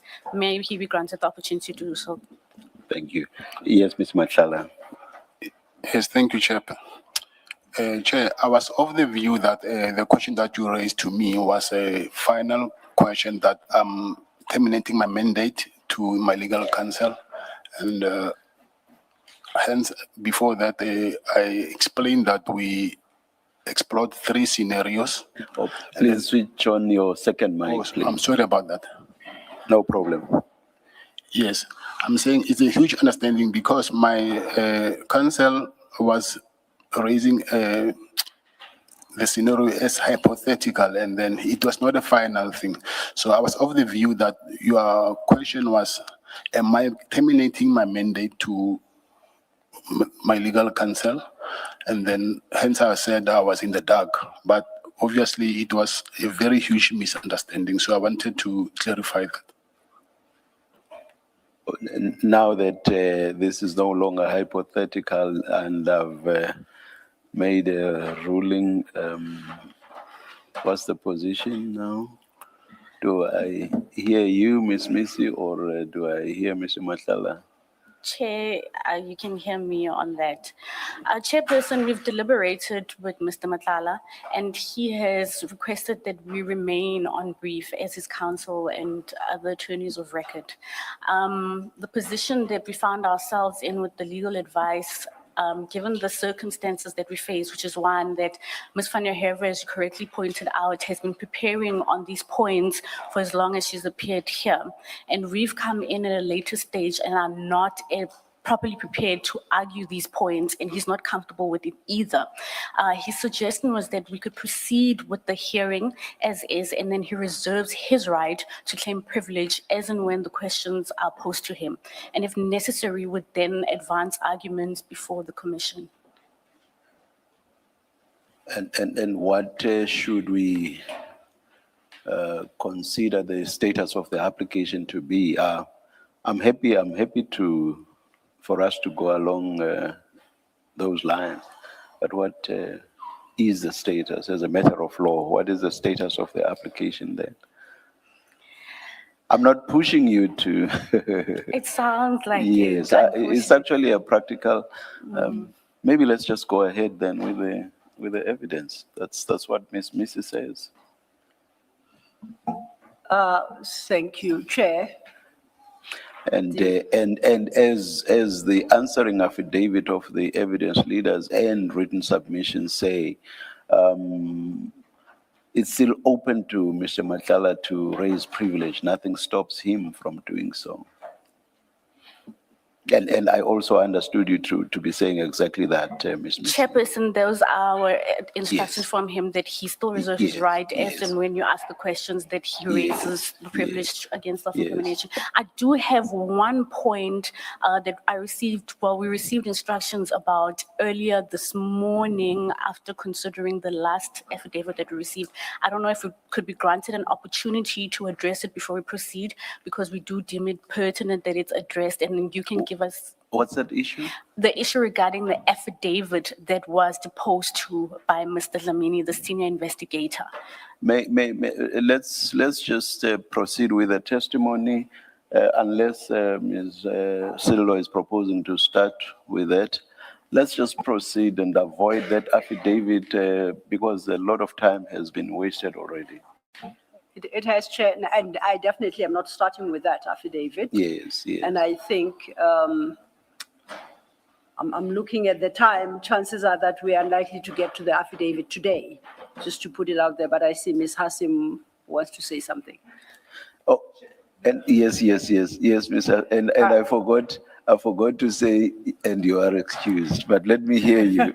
I'm afraid I'm not excused because I'm responsible for this witness as well.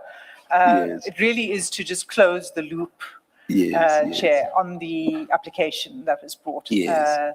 That to say that the commissioners have the written submissions of the evidence leaders, and just for the sake of the record and for everyone to understand what the meaning of it is, we obviously do not take issue with Mr. Matlala's right to assert his Yes. Section 3(4) privilege against Yes. self-incrimination.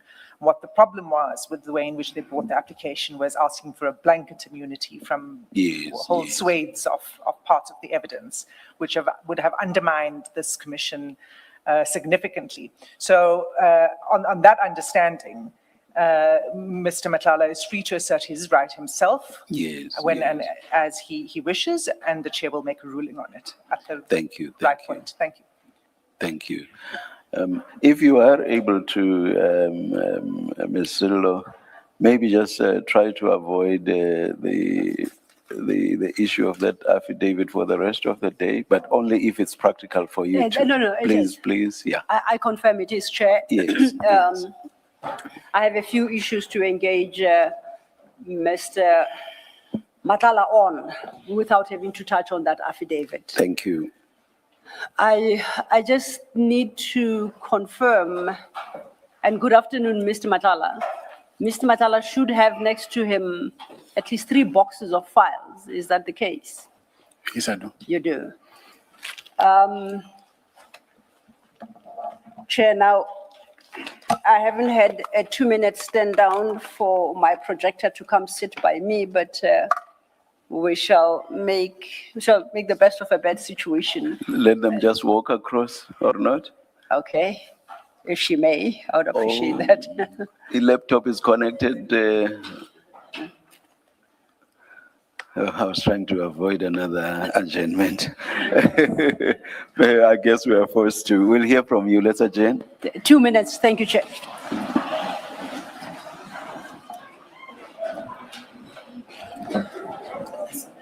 Which files did we take out?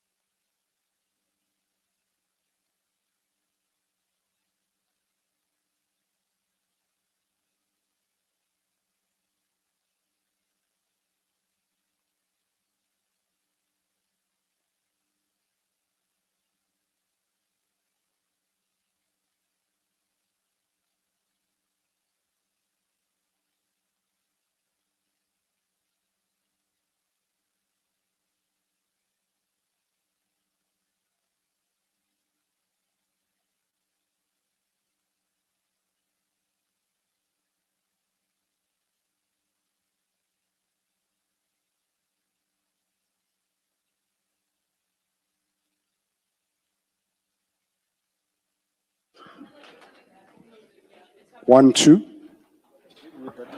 All right, we are ready to resume. Seemingly not. Just 1 second.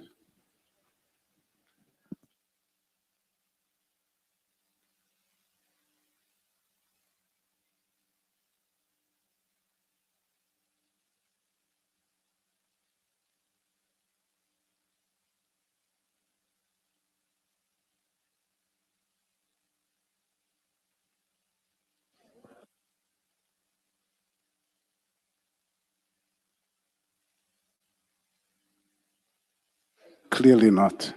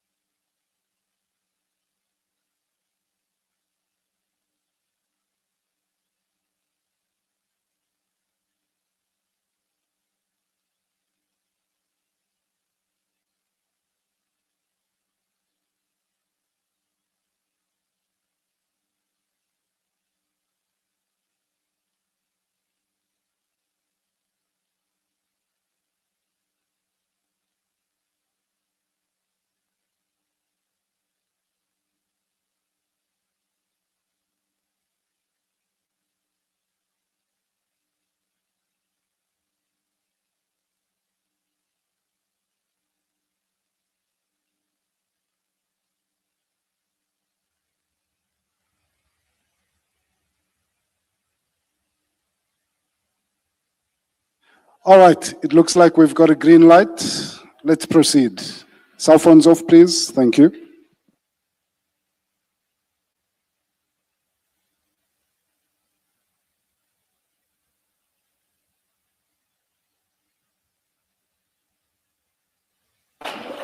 Yes, Mr. Thank you, Chair.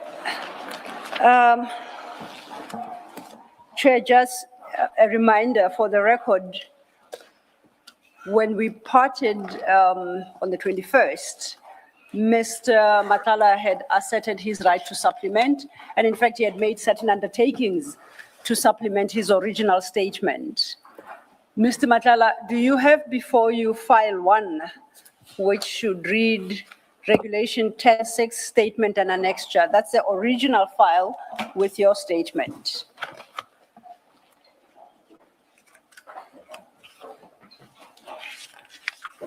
Can I please check? You will recall that in dealing with that statement, we first had regard to the Regulation 10.6 notice that had been issued, to which was annexed the schedule with a list of names and names of individuals. And you had been requested in the 10.6 to explain any relationship you have with any one of them. You recall that? Yes, I do. And in the course of considering the contents of your statement, it became apparent that you hadn't addressed some of the persons listed in Schedule A. And you undertook to do so in your supplementary statement. Do you recall? Yes, I recall. And that's the basis on which we parted, Chair, on the 21st, that he will supplement and provide detail on such individuals that he had not addressed in Schedule A.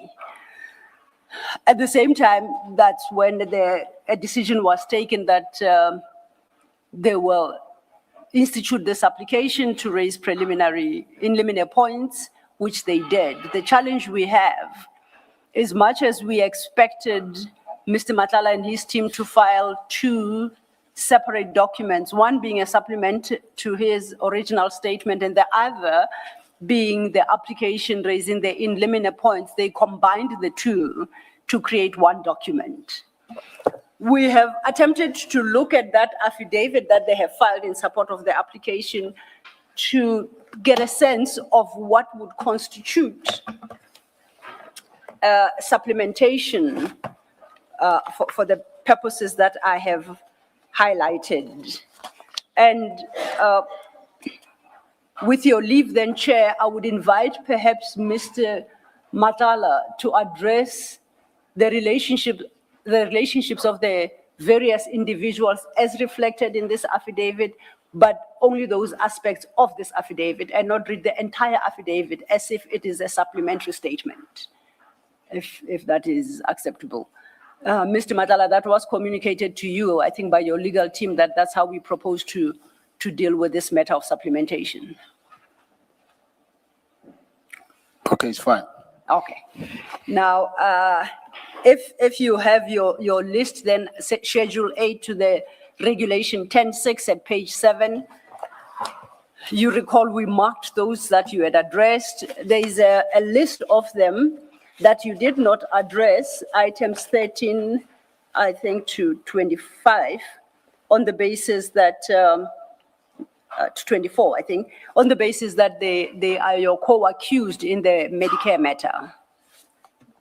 Yes, that's correct. So then, if you look at your affidavit in support of this application brought on your behalf,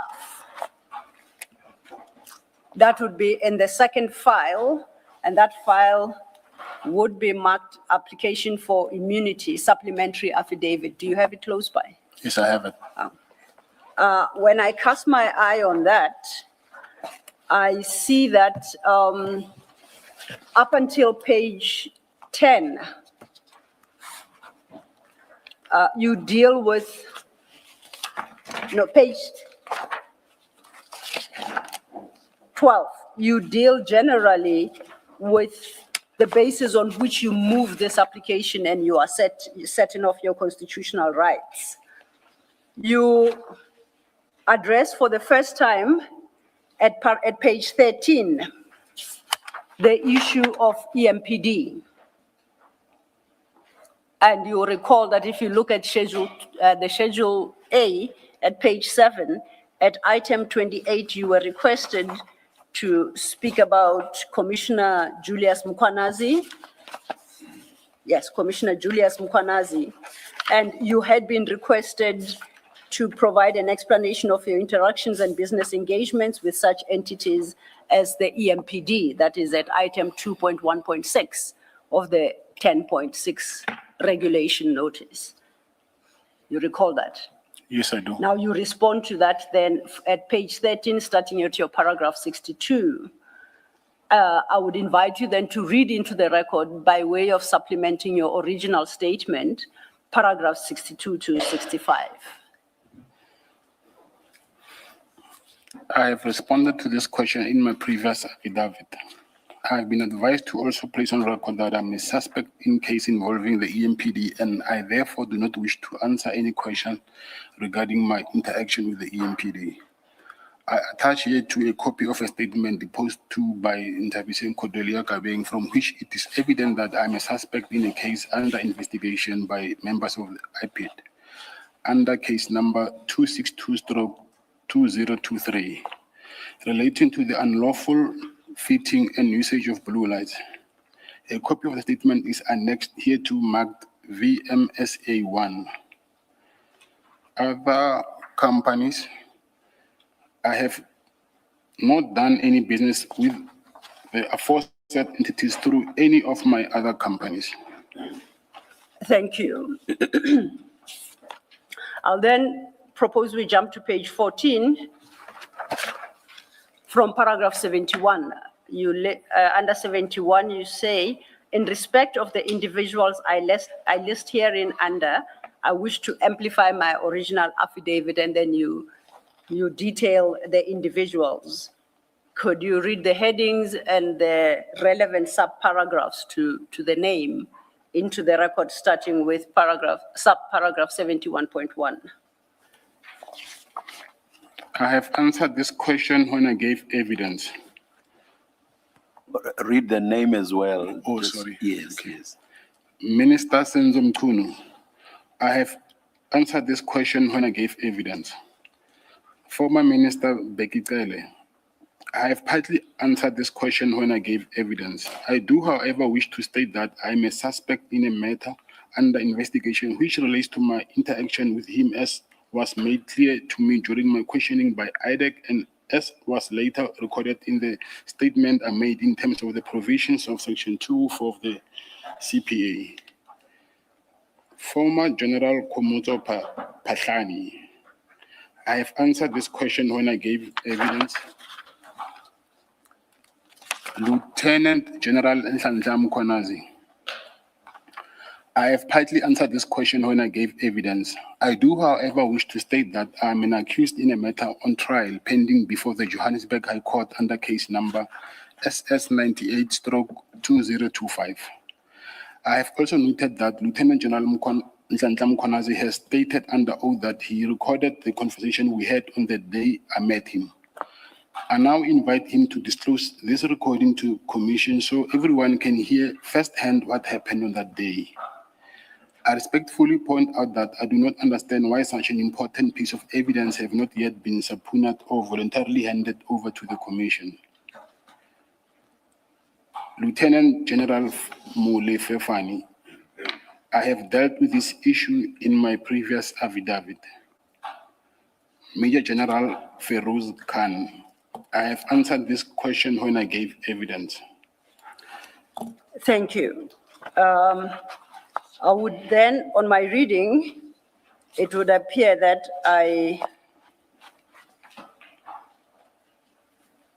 we should take it from paragraph 72, because you are responding directly to the paragraphs in the subpoena. You start with paragraph 2.3.2, and just to quickly remind you, that had required you to speak of your involvement in the incident of delivery of impalas to General Sibia and any other forms of gratification given to General Sibia. You deal with that at paragraph 72?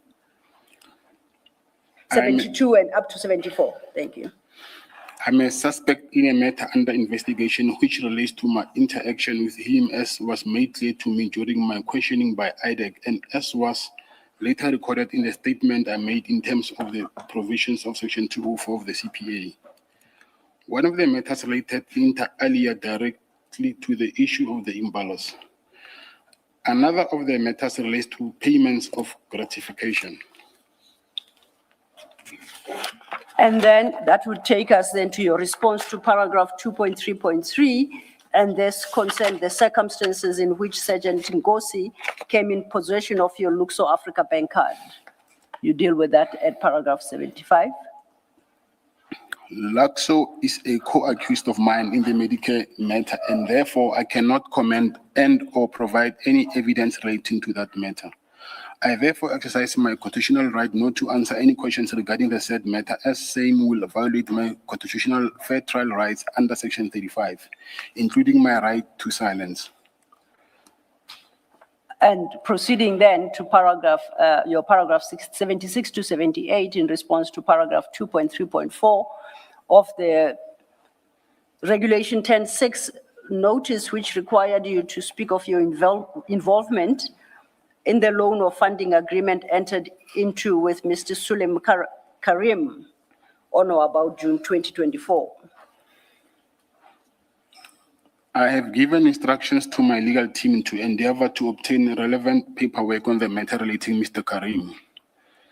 At the time of signing this affidavit, they had not yet obtained anything, and I thus observe my right to supplement this affidavit regarding this aspect.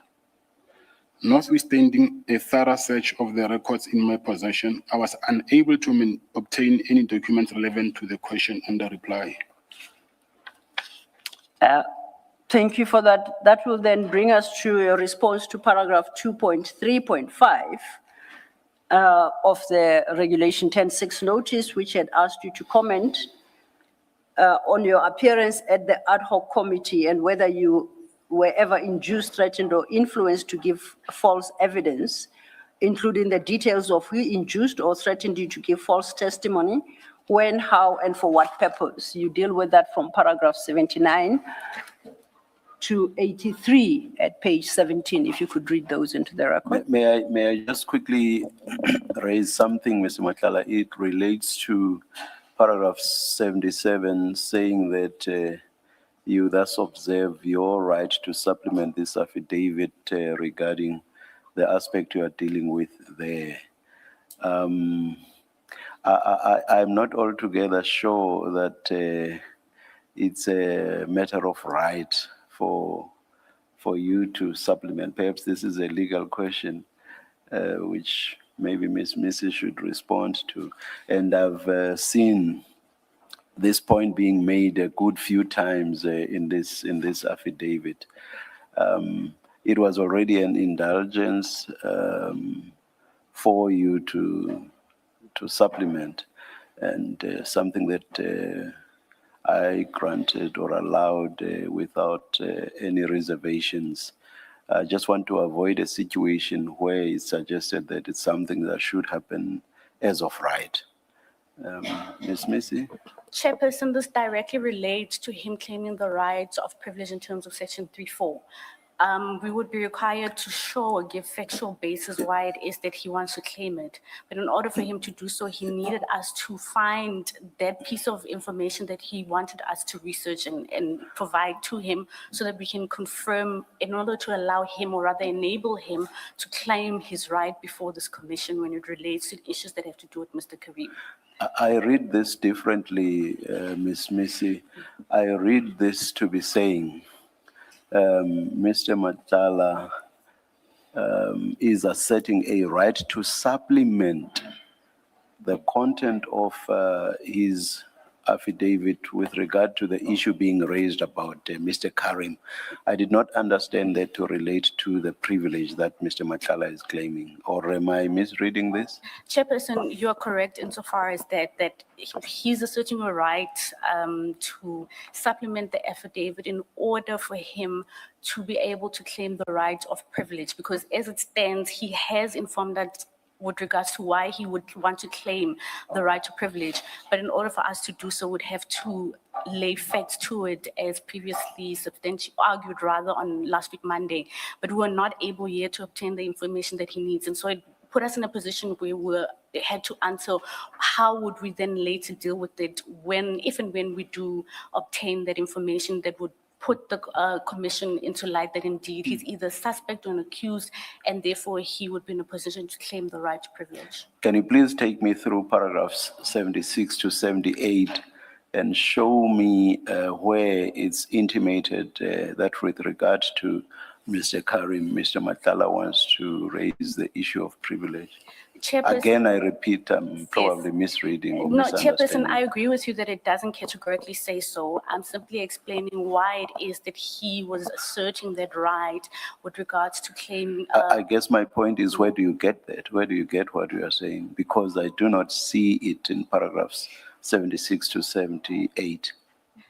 Chairperson, in that instance, the only submission that I can make is that should we have come across, or should we obtain that piece of information, then the supplementary affidavit, he would then refer to it to say the reason why I had asserted such a right was because of this facts that are now being averred in this affidavit and or statement.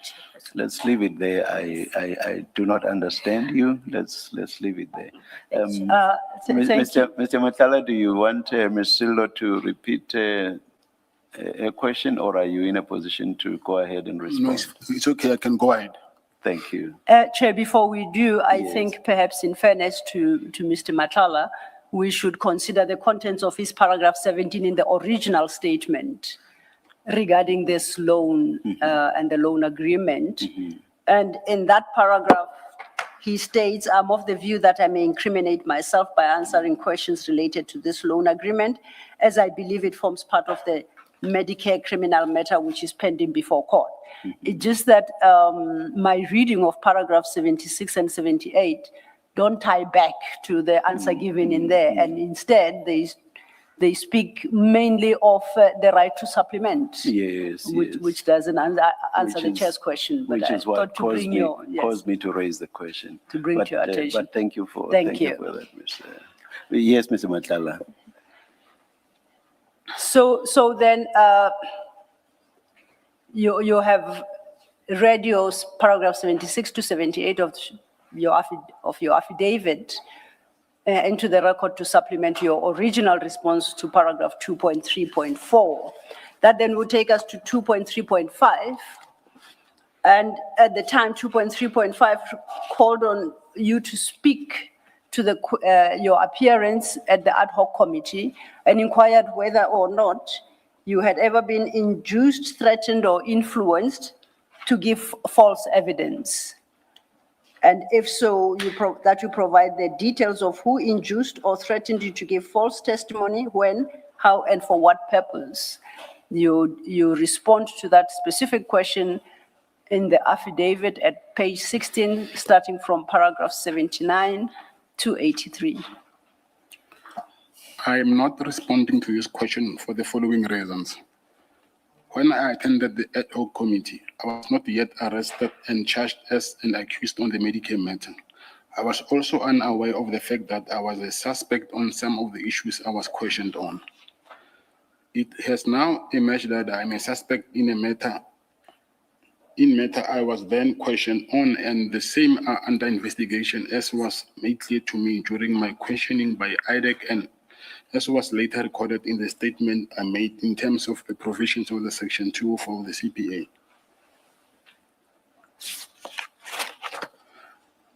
I therefore state categorically that I'm not prepared to answer any question I have previously answered on which I have now been charged or in which I am a suspect. Answering such questions now will violate my rights to a fair trial and my right to silence and my right not to incriminate myself. I have also been made aware of the fact that stand to be accused of having made previous inconsistent statements, and more important, that I can be charged with perjury if I deal with any of the ad hoc issues. If I can just, by way of seeking clarity, you do note that if one has regard to the question posed to you at paragraph 2.3.5, you haven't answered the key question there, whether or not you were induced, threatened, or influenced by anyone. Should I understand you correctly that your position is you cannot answer definitively to that question because any response you give thereto, you run the risk of incriminating yourself? Yes, Commissioner, you're right. Including an answer that says, no, I was not induced. My worry is if I say no or yes, then the next question, let's hypothetically saying I'm saying yes. The next question will be by who and then why. And part of those who and why might somehow end up incriminating myself. Okay. We will come back to the issue in the fullness of time. Just wanted to get some clarity. If you recall, then moving on at paragraph 2.3.6, you were asked to comment on the recording of your interrogation on December 2024 and May 2025 by witness C or any other police officers who interrogated you after the arrest. You deal with that at page 17 at paragraphs 84 to 86.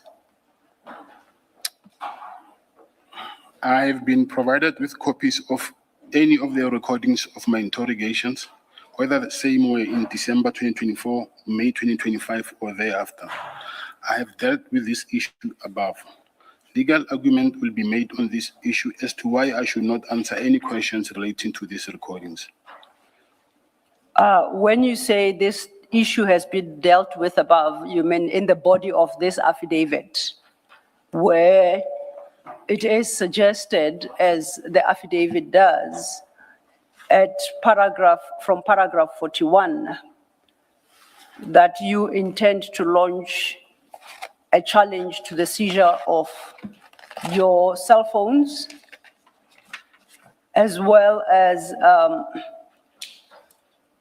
your challenge to. Now, I just see the cell phones. Where you say above, where do you deal with the issue of the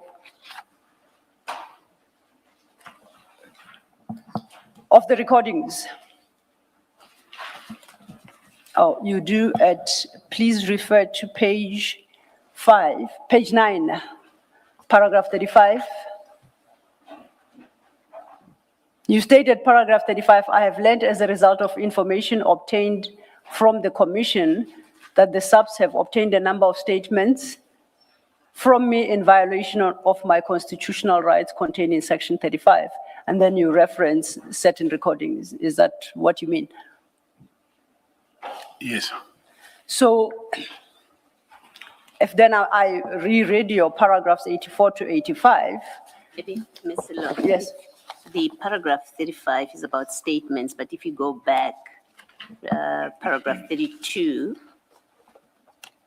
and 33, that's where it speaks of recordings. So he distinguishes, Mr. Matlala distinguishes recordings and statements. Yes, at 32, he says, I only learned later that the interrogation of me and my responses were electronically recorded at the time. Yes. Do you see where Commissioner Baloyi is directing you to? Paragraph 32. Paragraph 32 of the Yes, same document yes, we are looking yes. at page 8. And you say this recording and a transcript thereof was made available to my legal team after it was requested from the commission. So I'm saying, regard being heard to what you state at paragraphs 32 to 36, that's the basis on which you say you've dealt with the issue above at paragraph 85, and that legal argument will be made on the issue as to why I should not answer any questions relating to these recordings. You state that at your paragraph 86. Yes.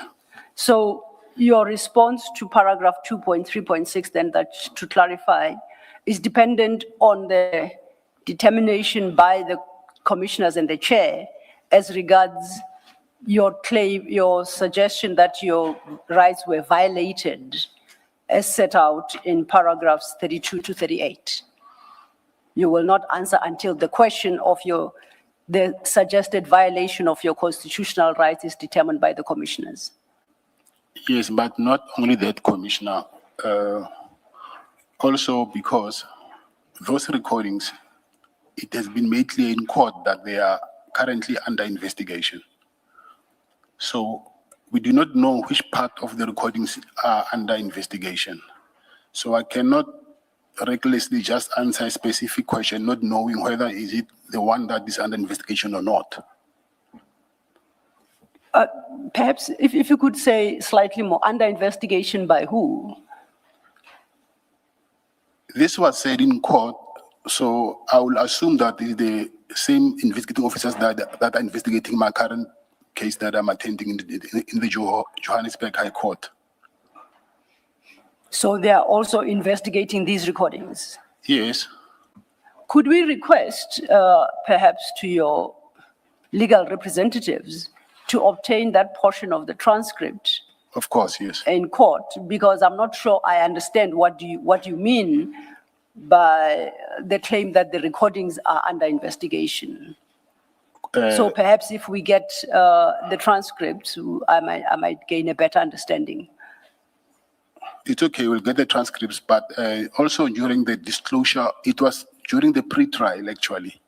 So when it was during the disclosure of the docket, and then we noticed that there were no recordings there, and then my counsel requested for those recordings, and then the state advocate said, no, they cannot issue us those recordings because they are a separate matter, they are under investigation.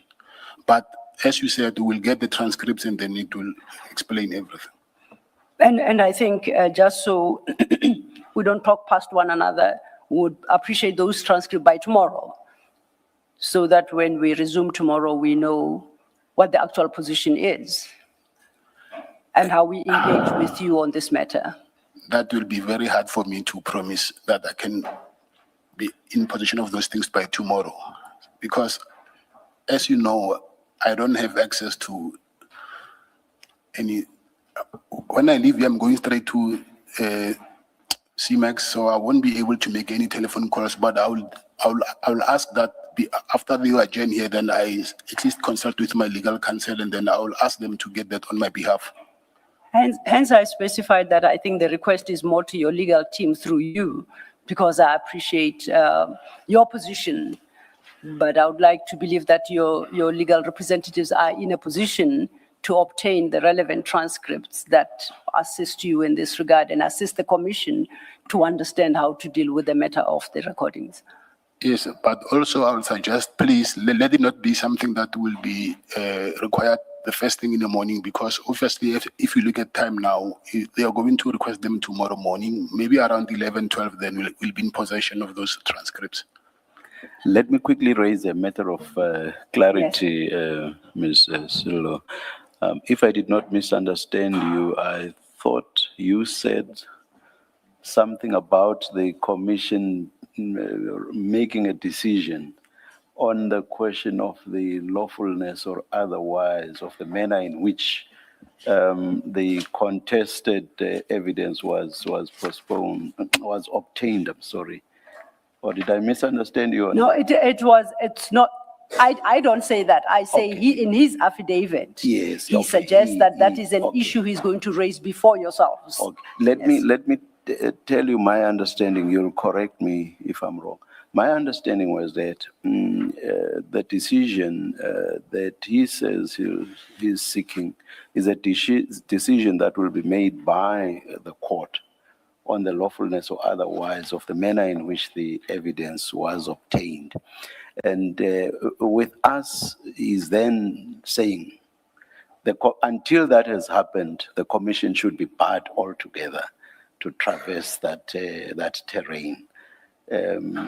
So a decision on the lawfulness or otherwise is not one that should be made by the commission. Indeed, Chair, I agree All with right. you. I was Okay, reading from okay. his affidavit, which is what I had understood. Yes. Him to suggest in the affidavit, but I'll hasten to add that this is part of the legal argument and the points raised in limine Yes, that I understand perhaps are still to be argued before yourselves. So I would park that issue. Okay, all right. But he had, the affidavit seems to suggest that it's a legal argument to be made to yourselves. And there, All right, okay. Chair, you will see at paragraph 40, says full legal argument will be made to the commission on this issue. Maybe we should not open that door. We should Yes. wait to hear if anybody will still raise that issue, because we are hearing the evidence now. Indeed, So Chair. maybe who knows? Maybe nobody will go back to that now that we are hearing the evidence. And Mrs. said what will be raised will be the question of the privilege. And what I sought to establish here Yes. is the basis, because it's not articulated in the papers. Yes. And that's when Mr. Matlala raises the question of the recordings being under investigation. So that's what I was trying to tease Okay, out, all right. to understand who's investigating and where he learned that from. All right. Yes, Ms. Missy? If I may, Chairperson, we wanted to address the issue with regards to the practicality of getting those transcripts. Because what would happen is that the attorneys would have to put in a request from the transcribers, as I'm instructed, to obtain that recording from the courts. I forgot what the title is to the individual who does the recordings, and then obtain it, at which point would then get access to it. So to say that we'd have it by 12 o'clock tomorrow, perhaps it would be overambitious of us to assume that it's even practically possible. And if we make that undertaking, then it comes back and it may seem as if we're trying to frustrate the process, but practically it doesn't seem possible that we'd have it tomorrow. They are obtainable, it's just a matter of the Yeah, timeline. The timing, yeah. Unless things have improved significantly from the time I was last in practice, I think I agree with Ms. Missy on the practicalities. I'm willing to accept that. I'm going to challenge her on that, except then there is a gap in the logic that is set out in the affidavit. So perhaps in the course of argument, we might be assisted with more facts to support what is set out in his paragraphs 84 to 86. Thank you, Mr. Law. Thank you, Chair. Chairperson, if I might make a suggestion that would try and aid and or assist the commission in moving forward whilst we wait for that recording, because there's an attorney of record who was present at those proceedings, would it be of any use for him to address that particular point, because he's heard what was said in the ruling or rather judgment made with regards to that? If it would be of any use, we perhaps could assist. I don't think so, because this is a matter of evidence, and Ms. Silo is engaging Mr. Matlala at the level of testimony by Mr. Matlala. The only issue I seek to establish, and I think it was triggered by Mr. Matlala's response, that the recordings are a subject of an investigation. So that's the only clarity I seek. Who is investigating? What does that mean, that they are subject of investigating, and who is investigating? And that is because when I engage Mr. Matlala on these issues, I will seek to persuade the commission that to the extent that they may be under investigation, that does not preclude Mr. Matlala from speaking on these matters, because it's the recordings, according to him, that are under investigation. It's not him per se who's under investigation. So I'll leave it there for the moment, Chair. When we come back, we perhaps will get better insight. Mr. Lo, maybe before you then move on, now that we seem to be agreed that we won't have the transcript anytime soon, then maybe let me ask my clarification question. Mr. Matlala, the investigation that you speak of into these recordings, is it by the state or by your legal representatives? The investigation. Yeah, you said that there's an investigation about Yes. these tapes Yeah. or these recordals of you. Is it an investigation by the state or by your legal team? By the state. Is it by the state? Yes. And what in particular is being investigated about them? What was said is going to be investigated? That is something that I don't know, but what I know is they just said that whatever has been I've mentioned in those recordings, I'm being for those things I'm being investigated. So I cannot tell what is it exactly what they're investigating there. Okay, all right, thank you. And then lastly, at that paragraph 84, Ms. Silla, it's either a word is missing or a word that is there shouldn't be there. 84 reads, I have been provided with copies of any recordings of my interrogation, whether same in December, May. I or think of thereafter. any other words that shouldn't. Have you been provided with recordings? Yes. You have. Okay, so we must take out, I have been provided with copies of the recordings. That's how it should read. Thank you. Thank you, Commissioner. That then will take us to your paragraphs 87 and 88. You are responding to paragraph 2.4 of the Regulation 10.6 notice, which required you to speak to the nature and extent of your relationship with the EMPD, including individuals employed therein, including agreements actual or negotiated with individuals within the EMPD, donation of vehicles and installation of use of vehicles fitted with blue lights.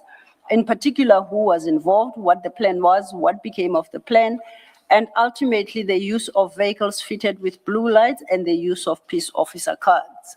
That's what was asked of you. You deal with that at page 17, paragraphs 87 and 88. If you could read those.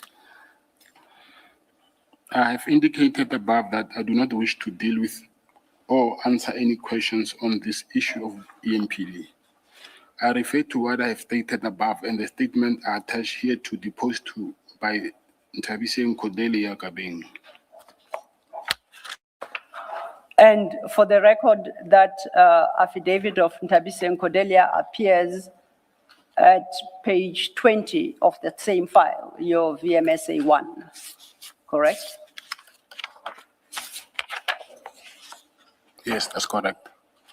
And just to confirm, again for the record, this affidavit of Ntabiseng Cordelia speaks to the issue of use of blue lights only. Yes. Now, the question posed to you was at paragraph 2.4 was actually a compound question. There were other issues that are unrelated to the issue of the blue lights that you were required to speak to, but once again, you have failed to. Can I comment on that? Yes, please. Yeah, it's not only the fitting of blue lights, it's any involvement with the EMPD, because I said before last week Monday, maybe that's why it's not on this affidavit, that there are people who are currently facing criminal charges for not only the blue lights, it's peace officer cards and blue lights, and I think the donation.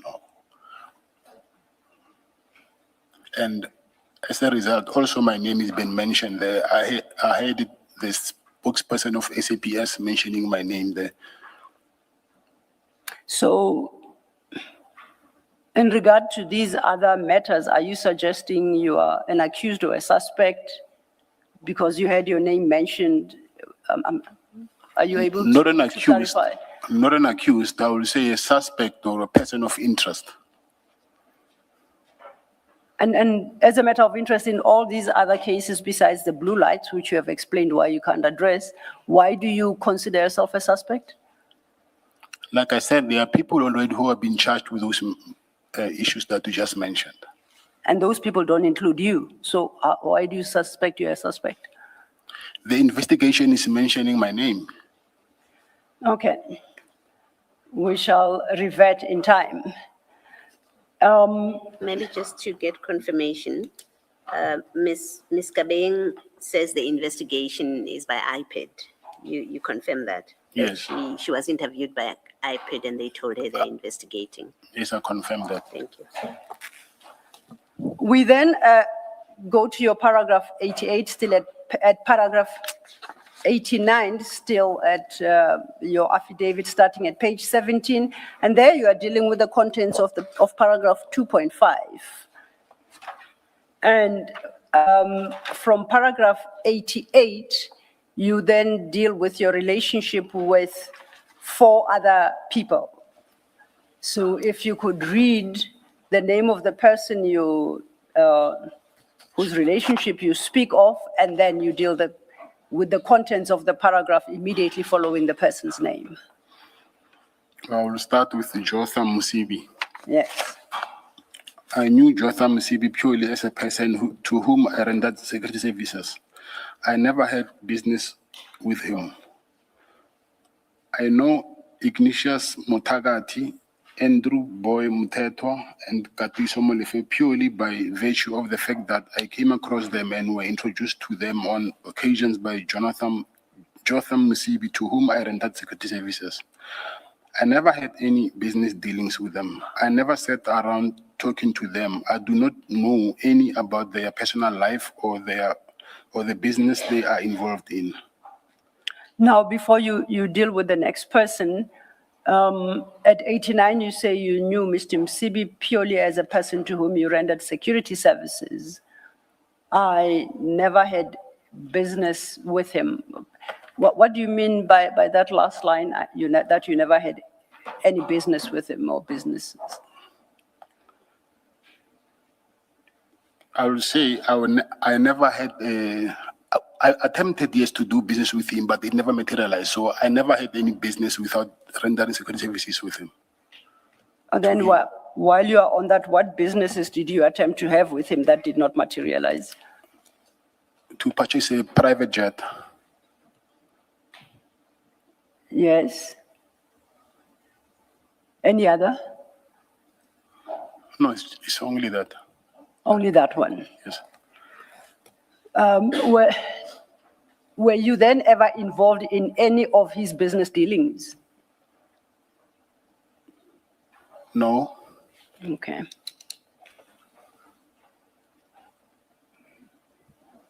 Thank you. You then, from paragraph 91, at paragraph 91, deal with your relationship with the next person. If you could identify them and then read your paragraph 91 into the record. Mike van Wyk. He was my business partner and is a witness in the Medicare matter. I am therefore exercising my constitutional right as an accused not to respond to or answer any questions pertaining to him or our relationship. Now, he was your partner in the Medicare matter, and you say you are exercising your constitutional rights. I just want to understand, is this an exercise of constitutional rights in respect of any and all affairs of Medicare? Or is it only in respect of the SAPS contract for which you are currently facing charges? Yes, only the SAPS contract. Only the SAPS contract. Thank you. You proceed then to deal with the next person, and at paragraph, you identify them and deal with their relationship at paragraph 92, or your relationship with them. Baron Mohoti, I have answered this aspect when I gave evidence. So in effect, you're saying you've got nothing further to add to what you've already stated? Yes. Then lastly, I think at paragraphs 93 and 94, it's the last person. Hangwani Mogen Maumela and Suleiman Karim. My legal team is in the process of collating evidence in respect of the said persons, which will enable me to move fully with awareness of an explanation of my rights, answer questions about them. I thus reserve my right to supplement this affidavit. I reserve my right to provide the Commission with any further and supplementary sworn statements necessary in these proceedings. Can I just clarify paragraph 93? You say your legal team, quote, is in the process of collating evidence in respect of these persons being Mr. Hlangwani Morgan Maumela and Mr. Suleiman Karim, which will enable you to more fully, with awareness of and an explanation of your rights, answer questions about them, end of quote.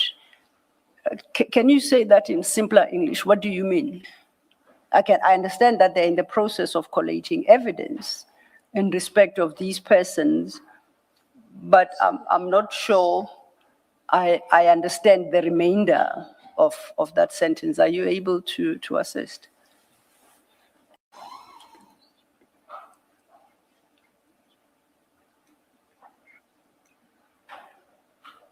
What do you mean that the evidence that they are collating will enable you to more fully, with awareness of and an explanation of your rights, answer questions about them? I think this is a typing error. Okay, so I'm not that bad. Let's try and correct it. What did you wish to express? Documents that will support that I do not wish to answer these questions because of self-incrimination. This morning, I have managed to get a document that I already supplied to my legal counsel.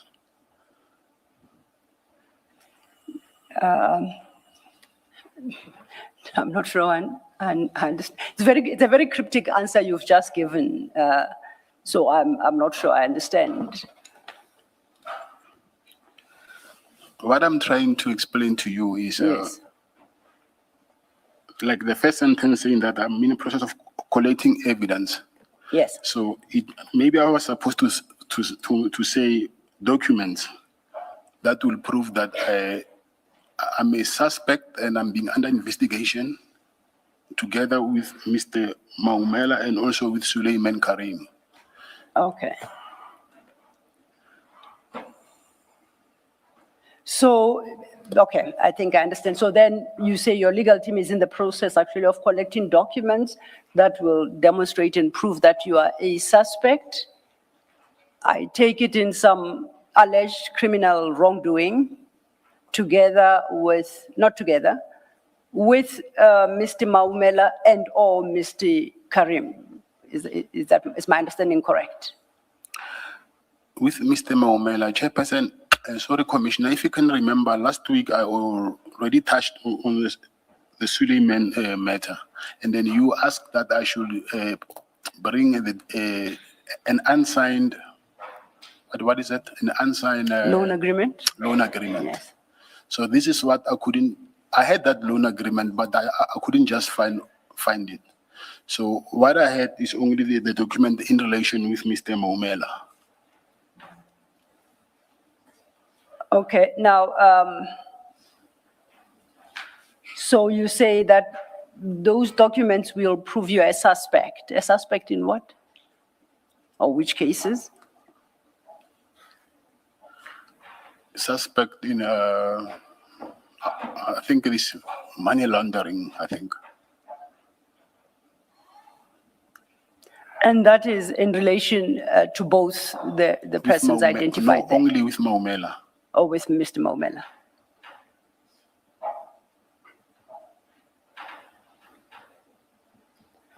And when can we expect these documents to be submitted? Because you say that your legal team is in the process of collating them. They are already in possession of those documents. Okay. I take it that they're in possession of the documents with a view to share with the commission. They will advise on that because they are under investigation. I don't know. Or you just gave the documents to your,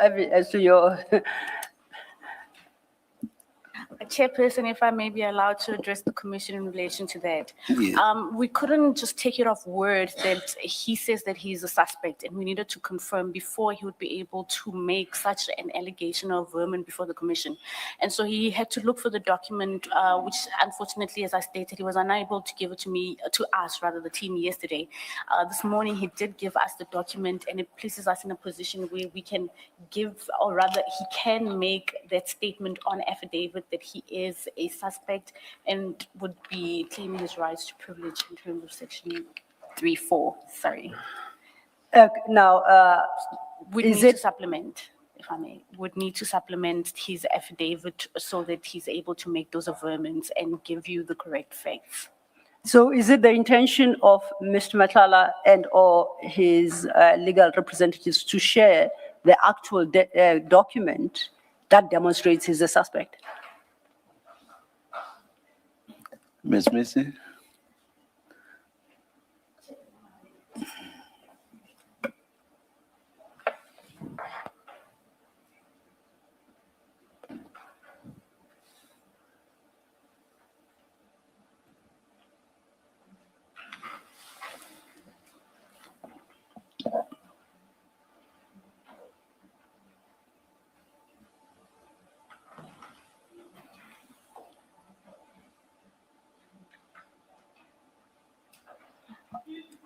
Chairperson, the issue that we're having is that we haven't properly looked at the document to determine whether, to what extent he can claim his right to a privilege. So provisionally, I would say yes, provided that we get a timeline in which we are informed that the supplementary affidavit needs to be in at a particular time. And then it allows us to look into the document and determine there isn't everything that's privileged that this allows us to hand it over to the commission. Is there any problem sharing it with the evidence leaders right away? Chairperson, I have not looked at it in detail. It's a document that immediately after we had engaged, he came down, he handed it over to me. I quickly glanced over it, so I can't answer that question definitively. Is it a privileged document? Because if it is not, I would not understand why it cannot be shared immediately. Chairperson, I suppose if you have to ask if it is a privileged document, I do not believe so, because the investigators would have a copy of it Then it as should well. just be shared with the evidence leaders. So as you look whether there is a basis for claiming privilege, the evidence leaders will be looking at the document for themselves as well. Noted. Share them on those basis, we should be able to share it. It will be shared this afternoon That's still. correct. Thank you. Thank you, Chair. Thank you, Advocate Missy. I think it should, because as things happen in the commission, documents become available and they are added to the exhibit bundle. So too, regardless of their source, so too shall this one. And this document is important. As a result, I'll have to park the issue I intended to raise in respect of 93. It's important because it would appear, Mr. Matlala, that you have adopted this posture regarding almost all the issues or the persons you've been asked about. If we go then, before I forget, that is the conclusion of the supplementation of this statement. You confirm that that paragraph 94 is the end of your affidavit. Yes, I confirm. So then you have given your supplementation. So then, Ms. Silo, Yes. I don't want to get ahead of you because it may be that you're still coming there. When I looked at 2.2 of the 10-6 notice read with Schedule 1, according to my reading, item 5, the person who appears as number 5, there's still not answer to the question in 2.2. Because 2.2 said, explain your history and or relationship, direct or indirect, with the listed law enforcement officials in Schedule A. And then when you go to Schedule A, it lists 28 people. yes. But on my reading of both affidavits, I thought it was an omission in the first one. And the second one was supposed to supplement. But I don't see in the second one where it deals with the name in item 5, unless I've missed it. No, Commissioner, you haven't. Mr. Matlala, you understand, we referred to Schedule 1 and the Regulation 10-6 notice, correct? Okay. We discussed the people listed in that document at Okay. page 7. And you will recall that in your original statement, when you, from page 12, you then dealt with, at paragraph 14, you dealt with a cluster of persons, 13 of them, from General Masemola to Major General Temba, about whom you said you will not be able to say anything regarding your relationship with them because they are your co-accused in the Medicare matter. Okay. From paragraph 15, you then dealt with some of the remaining persons on that list.